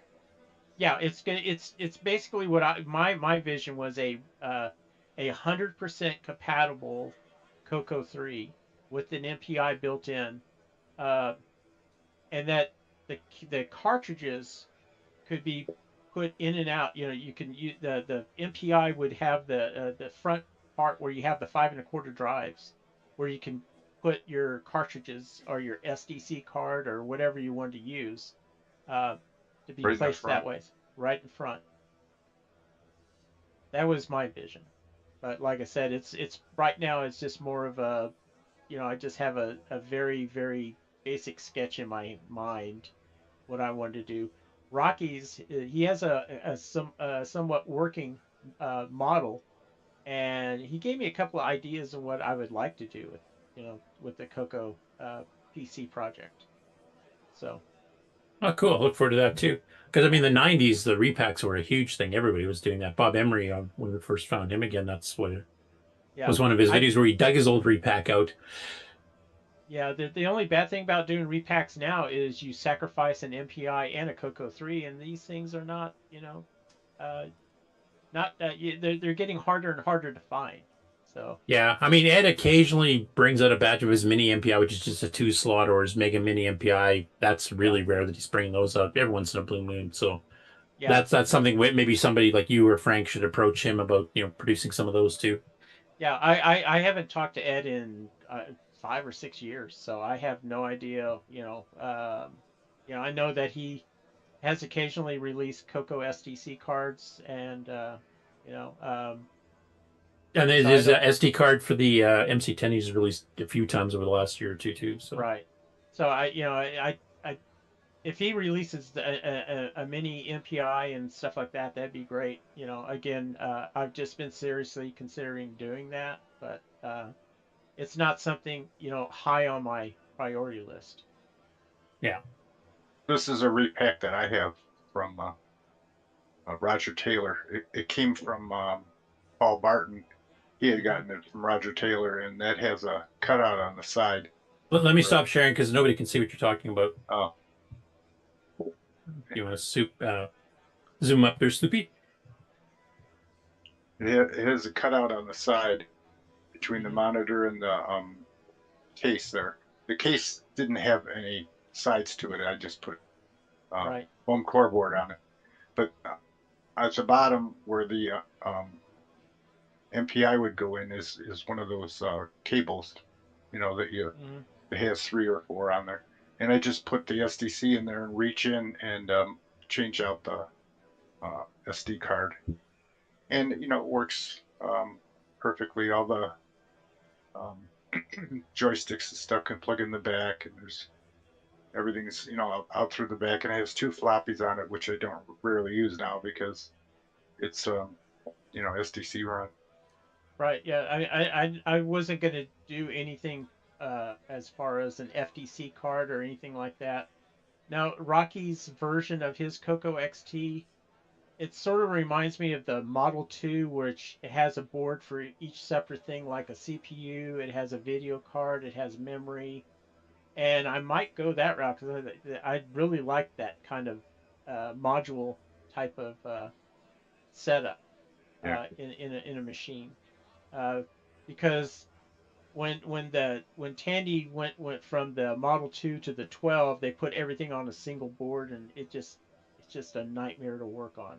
So, but anyway, Now, did you work at Radio Shack? yes, Yeah, yes, that's I right. was I was a field server. I actually worked in the factory for a year and a half, and then I transferred out. I was a field service rep, and then I was a repair manager.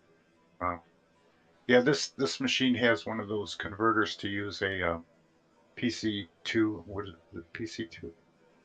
Yes. Keyboard PS2. PS2. Right. Yeah. And the sockets on the back, just plug it in. Yeah, And it Rocky's works. version. He has a Bluetooth. I think it's a Bluetooth. It goes off of an Arduino micro controller. And like I said, it's pretty cool how he has his setup. Yeah. Yeah, we have to get Pedro back on when he's not out at sea all the time. Yeah. Yeah, this certainly does not look like a CoCo 3 at all. It does look like one from the 90s, though, because everybody was repacking their cases back Yeah. then. Mini towers, full-size towers, you name it. Mhm. They used to hang the actual multi-pack on the back, just literally dangling down with cards slammed in sideways. Like, Yeah. the good old days. Yeah. Get off my lawn. Okay, next up, Antonio Caballero. Now, you may remember from last week, he sent me some of those cartridge holders, those 5 or 10 slot high, 4 sides, for storing your cartridges on a thing with ball bearings. You could actually rotate it around. Now, he'd sent out some to some people in the CoCo community that have, contributed a fair bit, including me. I don't know why he did that. But he said here, I've 3D printed a ton of parts for these CoCo Tower powers. Even after sending out the ones I offered to, he calls them elite members, in the community, I still have 5 or 6 spare towers to go, slightly imperfect, such as lettering and such, yet 100% functional. And anybody who wants them can throw him $20 for materials and shipping. He'd be happy to send you one.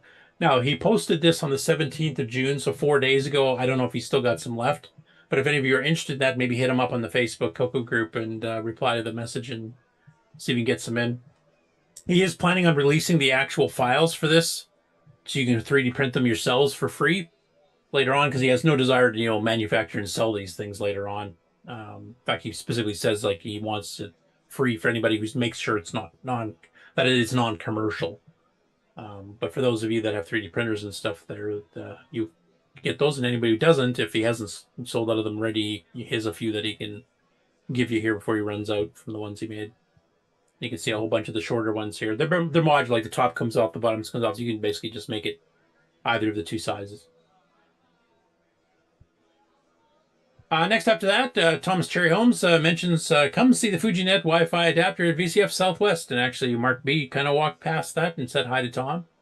And he's showing some screenshots here for those of you that have not been familiar with where that's going. This is a networking solution that runs on a multitude of old 8-bit machines, from Apple IIs, Atari 8-bits, CoCos, the Coleco Atom, the PC Junior, and some of them are in different stages of software development.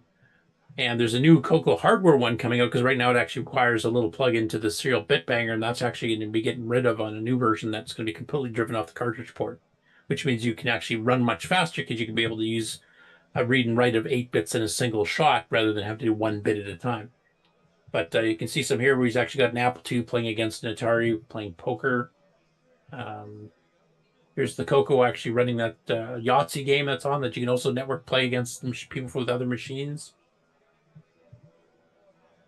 Here's the one that Ron likes the best, which is the International Space Station Tracker, in this case running on a C64. Here's one on a Commodore 16, getting the news, etc. There's a few apps. I also use Mastodon. Yet they have an app to bring in Mastodon's, live flow. Yeah, live feeds and stuff. Yeah. Yeah. And it's interesting to watch. Sometimes you don't get it all, but you get most of it.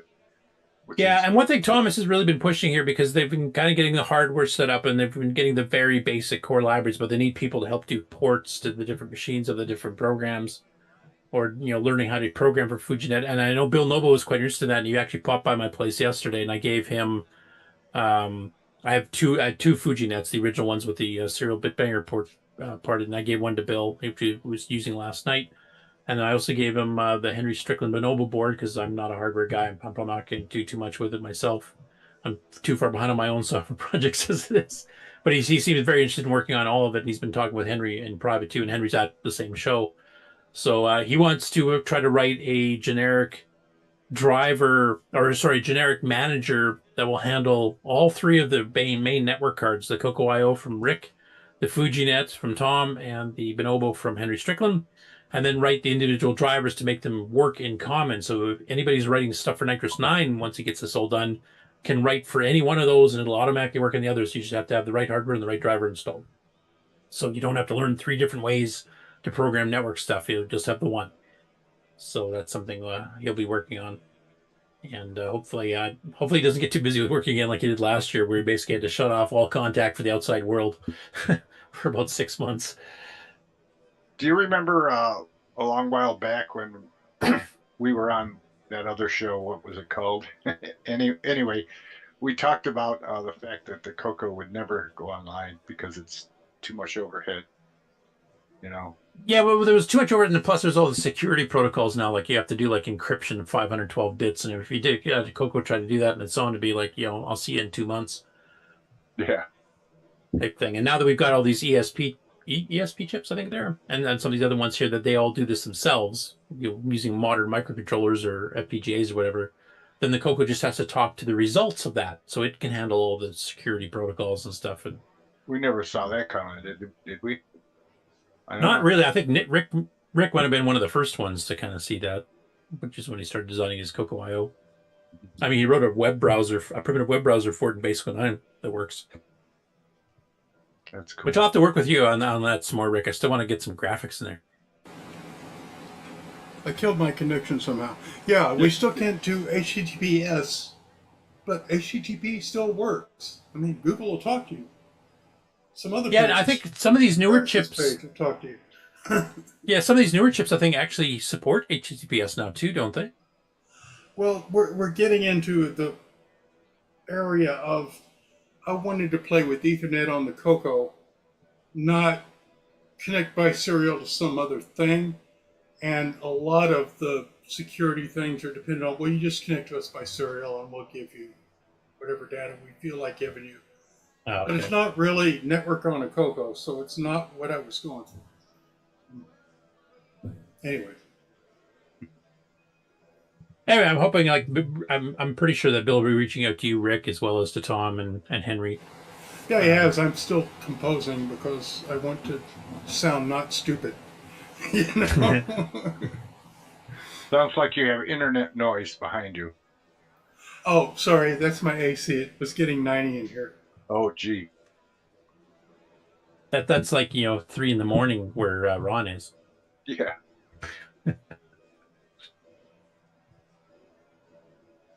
And the last one I've got for the regular CoCo news here. There's a new cold fix patch to UG Basic, Microgames Basic. This is the cross-platform compiled Basic, which includes a CoCo along with dozens of other 8-bit machines. You can see a list of some of them up here. The nice thing about this one here, there's a couple bug fixes for like 6502 and, multiplex sprites if you're using a C64, C128, etc. But one is actually specific to the VDG chip in the CoCo, or the Dragon. And that is a new optimized put image. Now, he just mentioned optimized put image, and that's actually a way to draw an image onto the screen. But he actually mentioned on the CoCo Discord that the new routines he's got on there are 2.5 times faster on a 16 by 16 pixel sprite and 5 times faster on an 8 by 8 pixel sprite. So that's a pretty good speed increase he's got in there. So I think that'll make some of the games and stuff that people have been trying to write, like Erico's been doing, quite a bit faster. I still won't be quite up to Glenn Hewlett's speed, but his is CoCo exclusive, so you can kind of do special optimizations. Are you comparing it to Microsoft Basic that's on our machine stock? No, that 2.5 to 5 is faster than the previous compiled Basic, which was about 10 times faster than Microsoft to begin with. So now it's like a big speed increase. So that's actually on the main branch. So that's an official, download version 1.17.2. I didn't see anything when I went on their beta there was nothing new that really applied to us that it was worth mentioning. But I do try to keep up at least on the blogs of what they've added on both of those compilers, because usually they're releasing updates every week or two, both of them. So it's like kind of hard for me to keep up with. Okay, so that's the regular news there. I'm going to switch.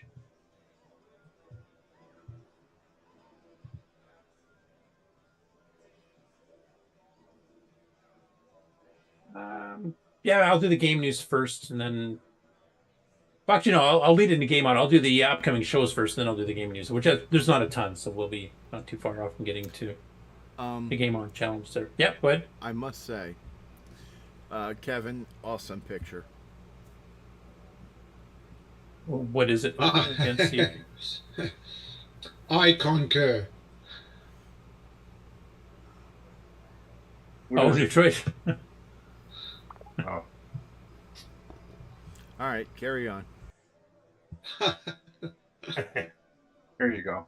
Now that you're completely throwing me off. Yeah. Well, even Ron's getting in the mood too. So, all you guys done. And Ken and I are throwing up in our mouths a little bit. That's what we're doing. Got a pocket full of kryptonite. Okay, so since there's 2 VCFs this weekend, and they actually run another day tomorrow, well, I thought we'd mention them in case you're in the area, so you can go check them out. So VCF Southwest, of course, is the one that Mark just took us on a huge tour through, so and Bob Emery went to on Friday. So if you have a chance to go on Sunday, on June 22nd, it's still running for another day if you're catching this live, or you're catching us tonight after the show. You can definitely go check that out. Check out the 2 buildings that are filled with stuff and all the stuff that's being sold off, etc. And then there's also, of course, the VCF Southeast in Atlanta, Georgia, at the Marriott Renaissance Waverly. Now, for some reason, this never showed up in my searches for feeds here, but I think part of it is they're listing it as VCF Ed, but it's under other events, like sort of this generic title. The other ones have their own dedicated pages, and I'm not quite sure why they're doing that on the VCF site, but I honestly completely missed this the last while. So my thanks to Sloopy for pointing out that I had missed it. So I got to try to remember for next year that VCF Southeast exists. It should be mentioned, months ahead, not the day of. Now, I don't know. Does any of you been to the VCF Southeast in Atlanta? And if you have, so do they have much of a CoCo presence there? Because I do know the CoCo Fests, there was 2 of them up until I think the early 2000s. It was Chicago and it was Atlanta. And there was an Atlanta-specific CoCo Fest that was running for years. So I think there's a pretty good CoCo-sized contingent there. They're a pretty active club, I know. Has anybody here been to VCF Southeast, and do they have a larger number of CoCo people there or not, or do you know? Nope. Yeah, I've never been myself because it's a few degrees above. Ain't gonna happen. When they put it on, sort of like Southwest, same deal. A few degrees above, not gonna happen. Okay. Now, do they always run these 2 on the same weekend, or is that just coincidence this time around? That's just coincidence this time. It's been mentioned a few times that it would kill the attendance to Southeast because Southwest is a much more bigger venue. Okay. But yeah, because the Tech Night, literally the Southeast is like 2 hours away from his home, but because Southwest had already announced their date and opened reservations for the hotel and such, he went to Southwest instead of Southeast.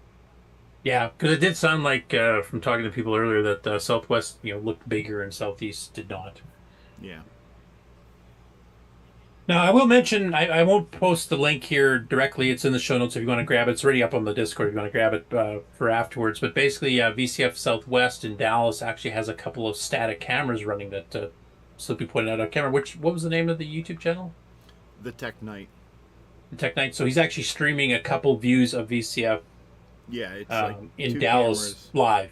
Yeah. Yeah, so that'll be running today and tomorrow. So if you want to catch some stuff actually happening at VCF Southwest tomorrow, you can do that. Yeah, and I do believe it's running 24 hours. Even though the show is not 24 hours. Yeah, there's like... Look, a dark room, everyone, from 2 angles. Well, they actually left the lights on, so it's like 9 hours of a brightly lit room with nobody in it. some gal sweeping. Yeah. Yeah. Anyway, the link for that, if you want to catch that, it is in the show notes. It's just a live YouTube feed. So, and there's an active chat room there too if you want to start asking questions if you join it later. So continue on to future ones. So next weekend is the Southeastern Michigan Vintage Computer Club. And this is their 8th meeting that they've had. And it's just the one day, June 28th, from 11 a.m. to 5 p.m. at the Grace Chapel's Gymnasium at Waterford Township in Michigan, which is near Pontiac. This covers all retro gaming consoles and home computers. It's run by a person that Ken and I have met several times at BoatFest, Adam of the Computer Chronicle podcast.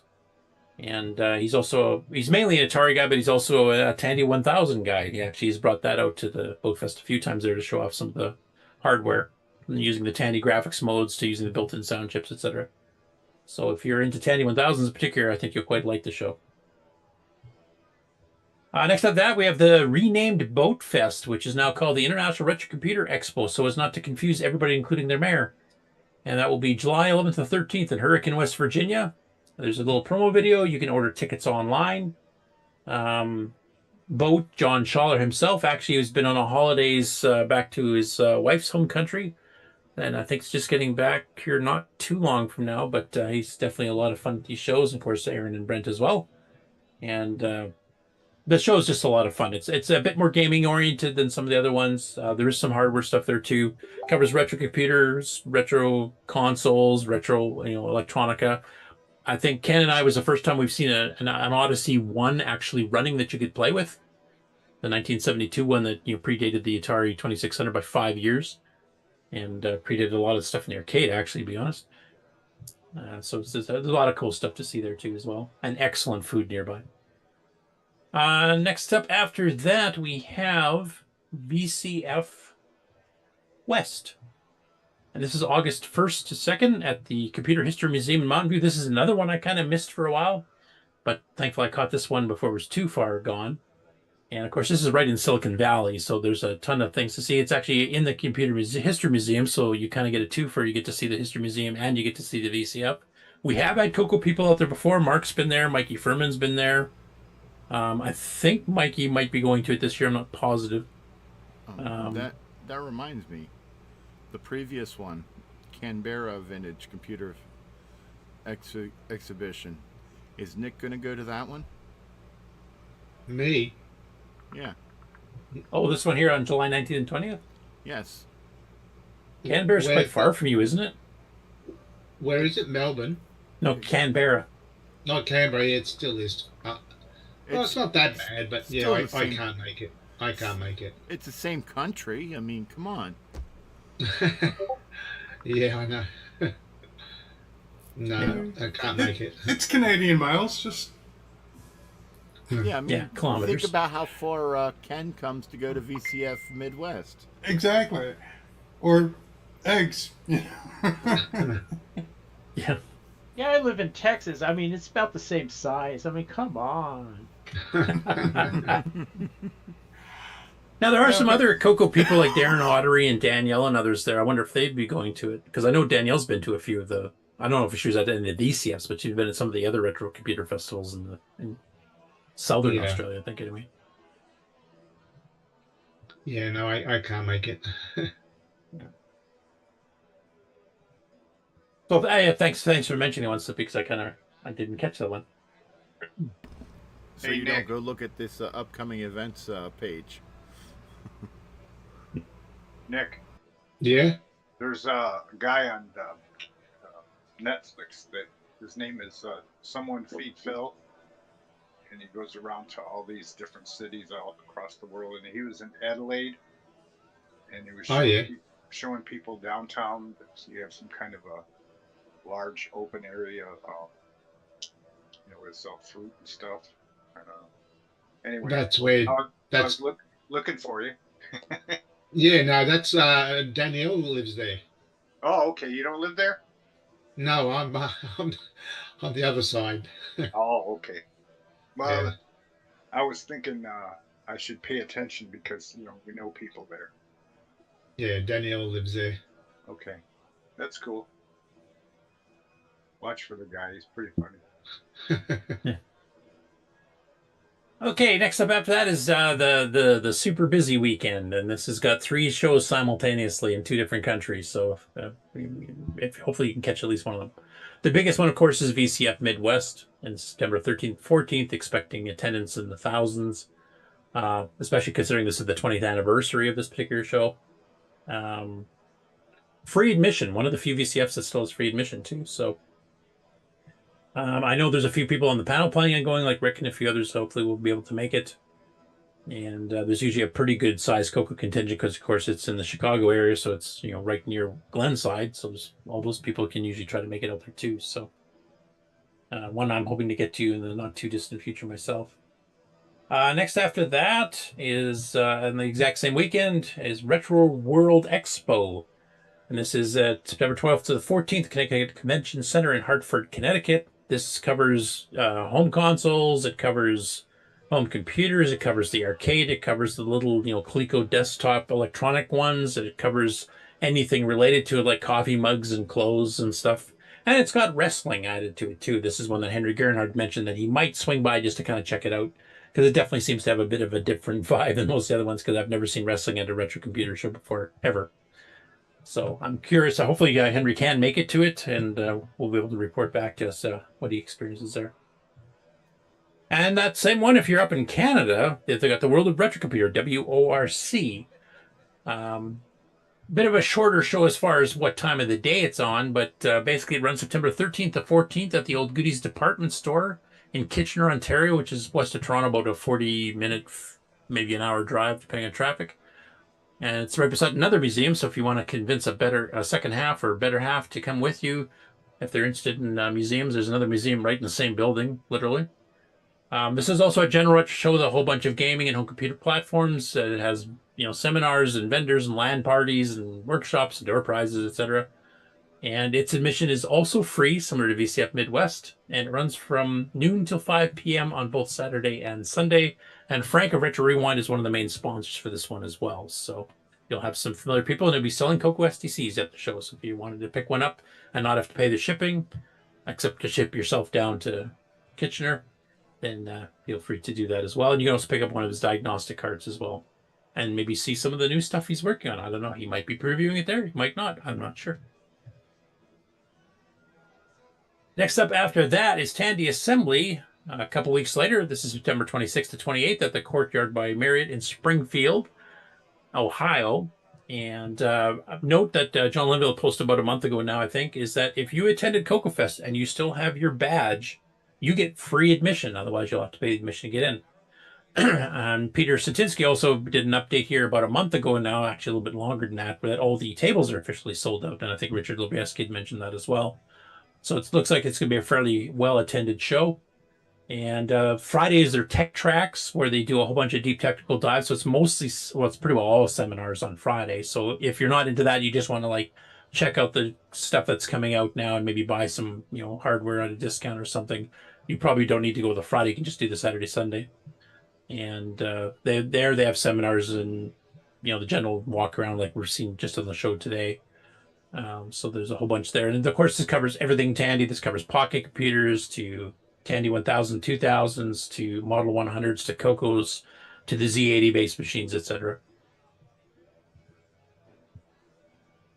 Next after that, we have the Portland Retro Gaming Expo. This is one that Tim and AJ have attended before and actually were a vendor at. I think they are planning to attend this year as well, but just as attendees.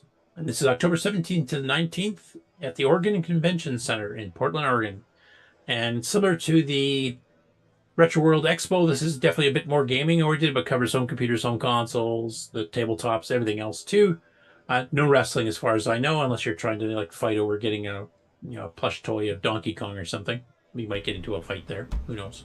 I want to see Tim and AJ get into a fight.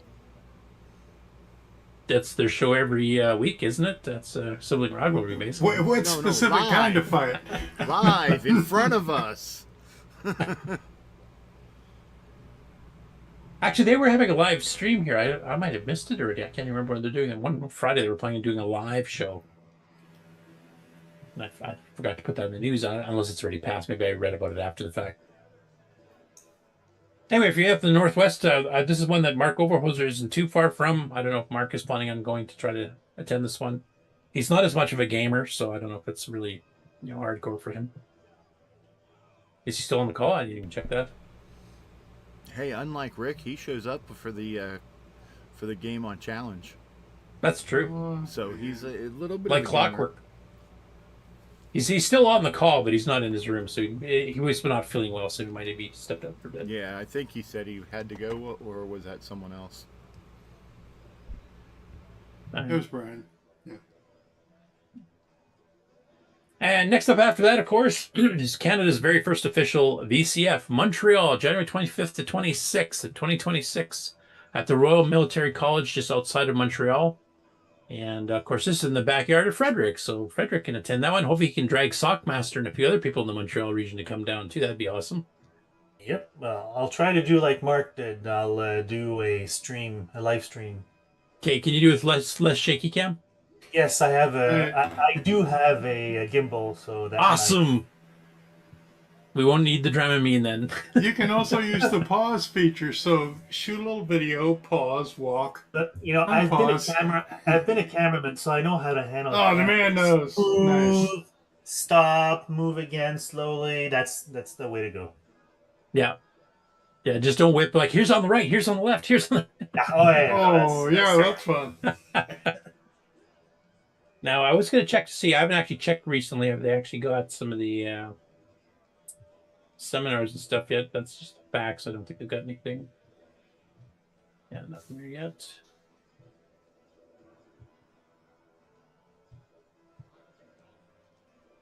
No, I don't think they're taking anything quite yet. No, I asked the organizer to send me an email when things are going to go, when the details are going to be fleshed out. Okay. When you get that email, if you want to just let me know that they have got something, you can either forward the email or just give me the details there. But I won't be attending, so I can't get in on their email list for that. Yeah, no problem. Thanks. The next one is CoCo Fest 2026. So, of course, it's still showing the 2025 dates here, May 2nd, 3rd. And, of course, a lot of you were at that. But we did get from the Glenside meeting a week ago that they've got a tentative date already. It's not 100% official. Grant sounded like it was going to be official pretty quick. But they're planning on April 24th to 25th. So that Friday and Saturday for next year. I'm sure Grant or Jim will come on and make it official once they know for official. But good to have the dates out. Tentatively ready. We can kind of circuit on our calendars and make sure we make arrangements to be able to attend. That's it for the upcoming shows. Yeah, so you don't have them overlapping like Southeast and Southwest. Yeah, exactly.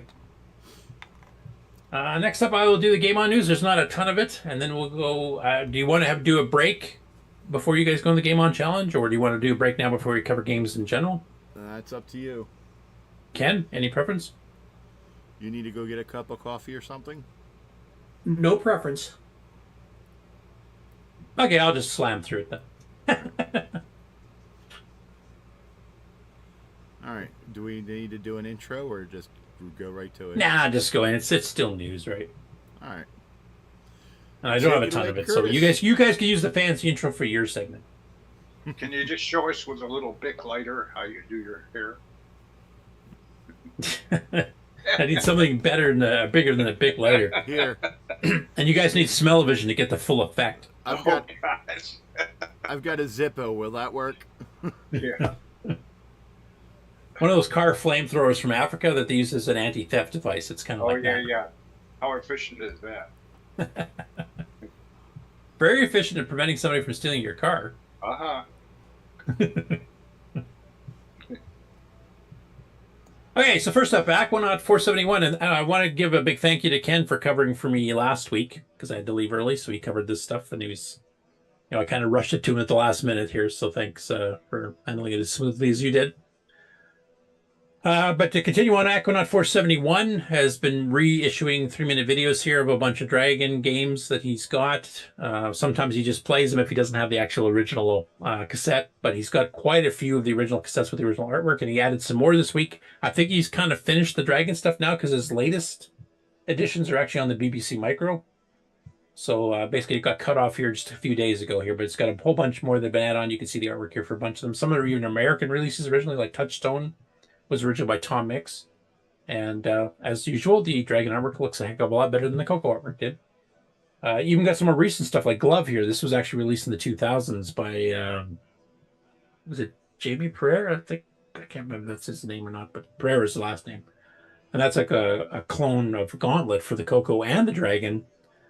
And that came out in like 2007 or 2008, so it's actually a fairly recent release. And they even, duplicated the artwork that the author actually got made for that. And a bunch of others here too. Yeah, GI's got a job. They didn't go all out on that artwork too much, really. That's what the original was. Yeah. And I think they did that to be a bit sarcastic because of what the game play is. All right.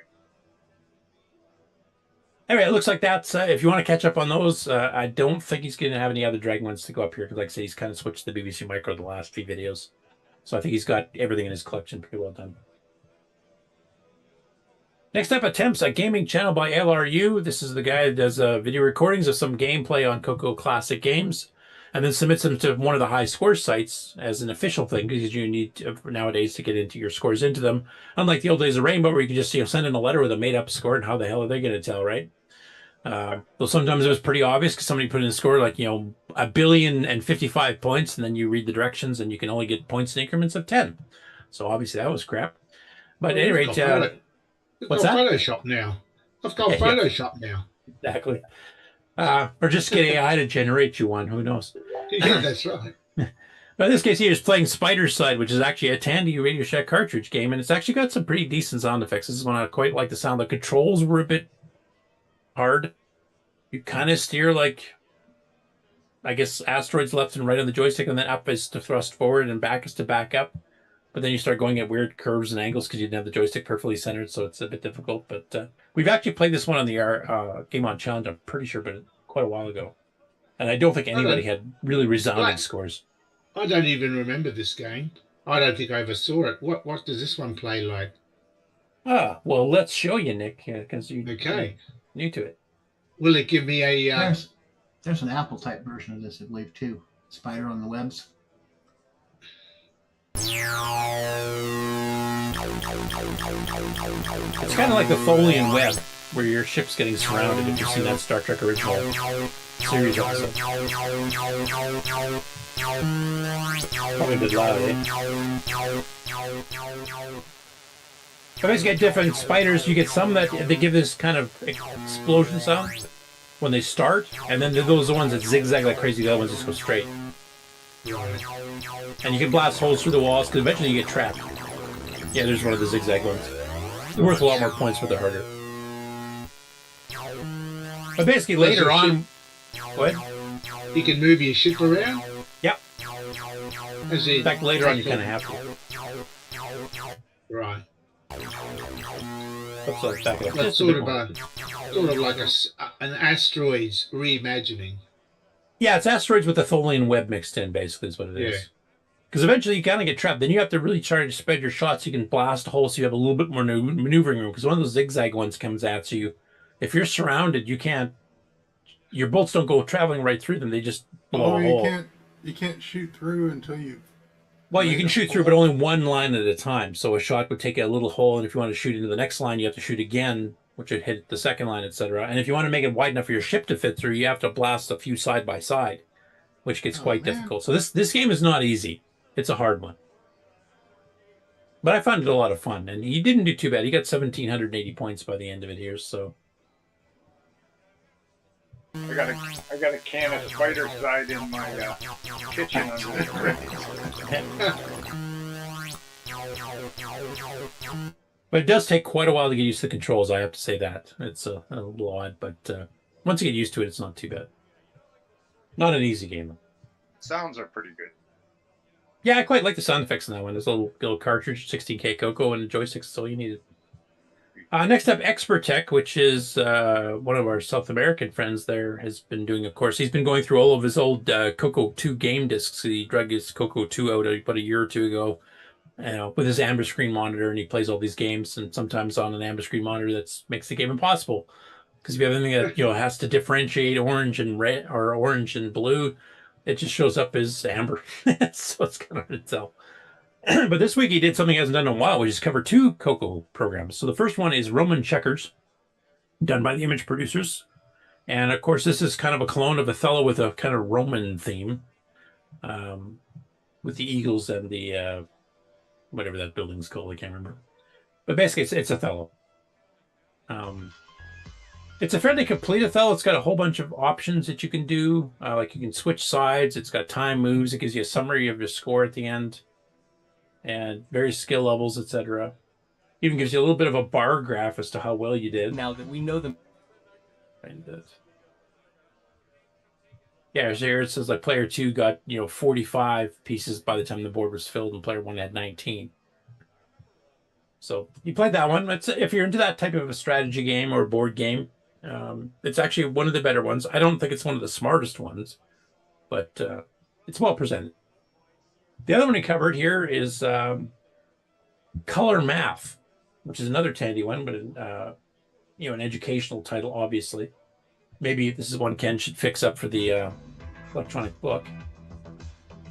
Okay. These are about math operations. So this particular one covers addition and subtraction. Ooh. Can we fast forward? This is where the smiley face was. See, there's a smiley face. You're all happy now, Nick. You're fine. Smiley faces were born. 3 + 1. And basically, you have to just punch in the answer to a very simple. I don't do math. Well, adding and subtracting, I think you do, because how would you get scores in your games otherwise? I make a mistake. I understand. Randomize Let's it. see. I'm. That's kind of how I did my tests back in the day. Anyway, he doesn't usually cover the educational games too often, so it's kind of interesting to see that one. And I will mention, actually, I did a few updates to my website, added 4 games, I think, this past week, and one of them was an educational one. It's Grover's Number Rover, which is about this level of math, except it has lots of graphics, and Grover drives a big, they call it a rover, but it's a big flying saucer, and you got twiddles, I think they're called. So if you want to check that out, it's on my website now. I remember that one. That one had fairly good graphics, too.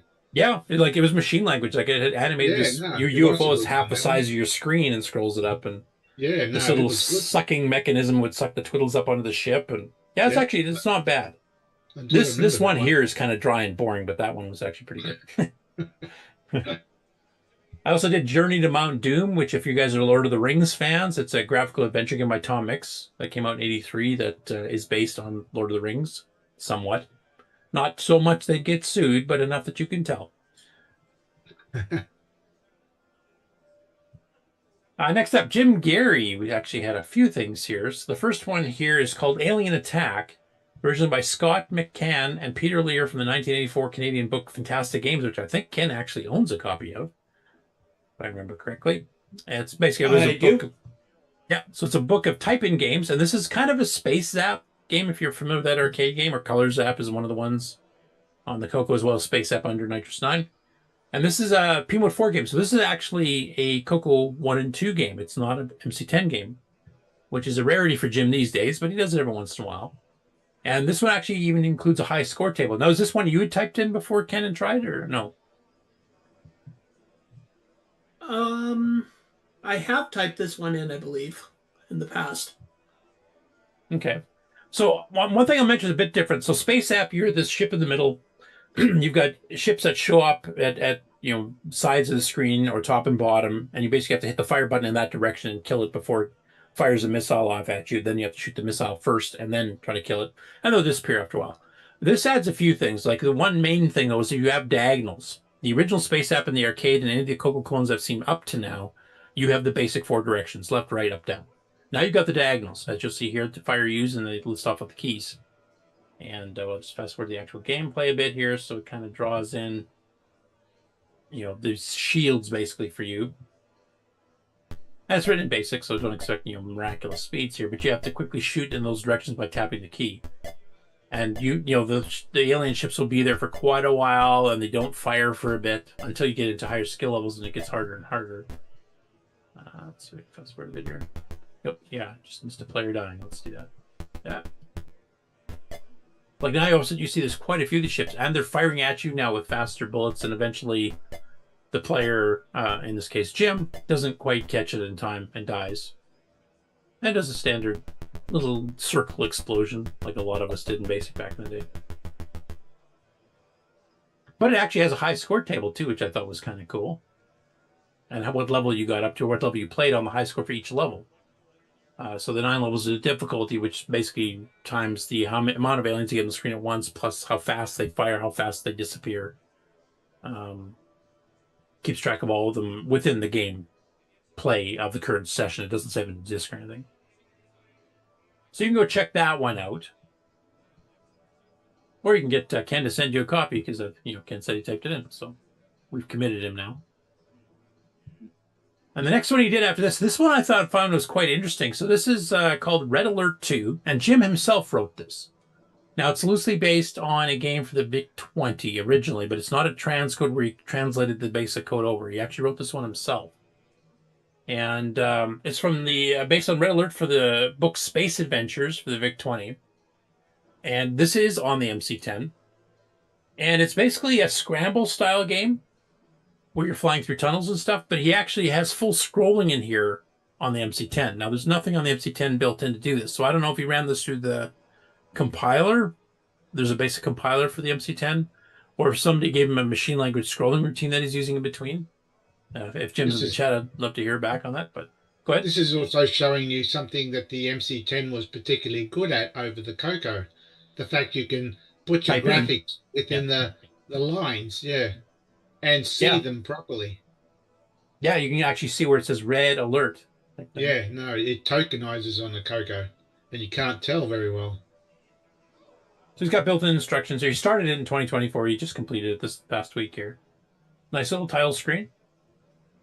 But the game itself is actually pretty impressive for the MC-10 for a basic program.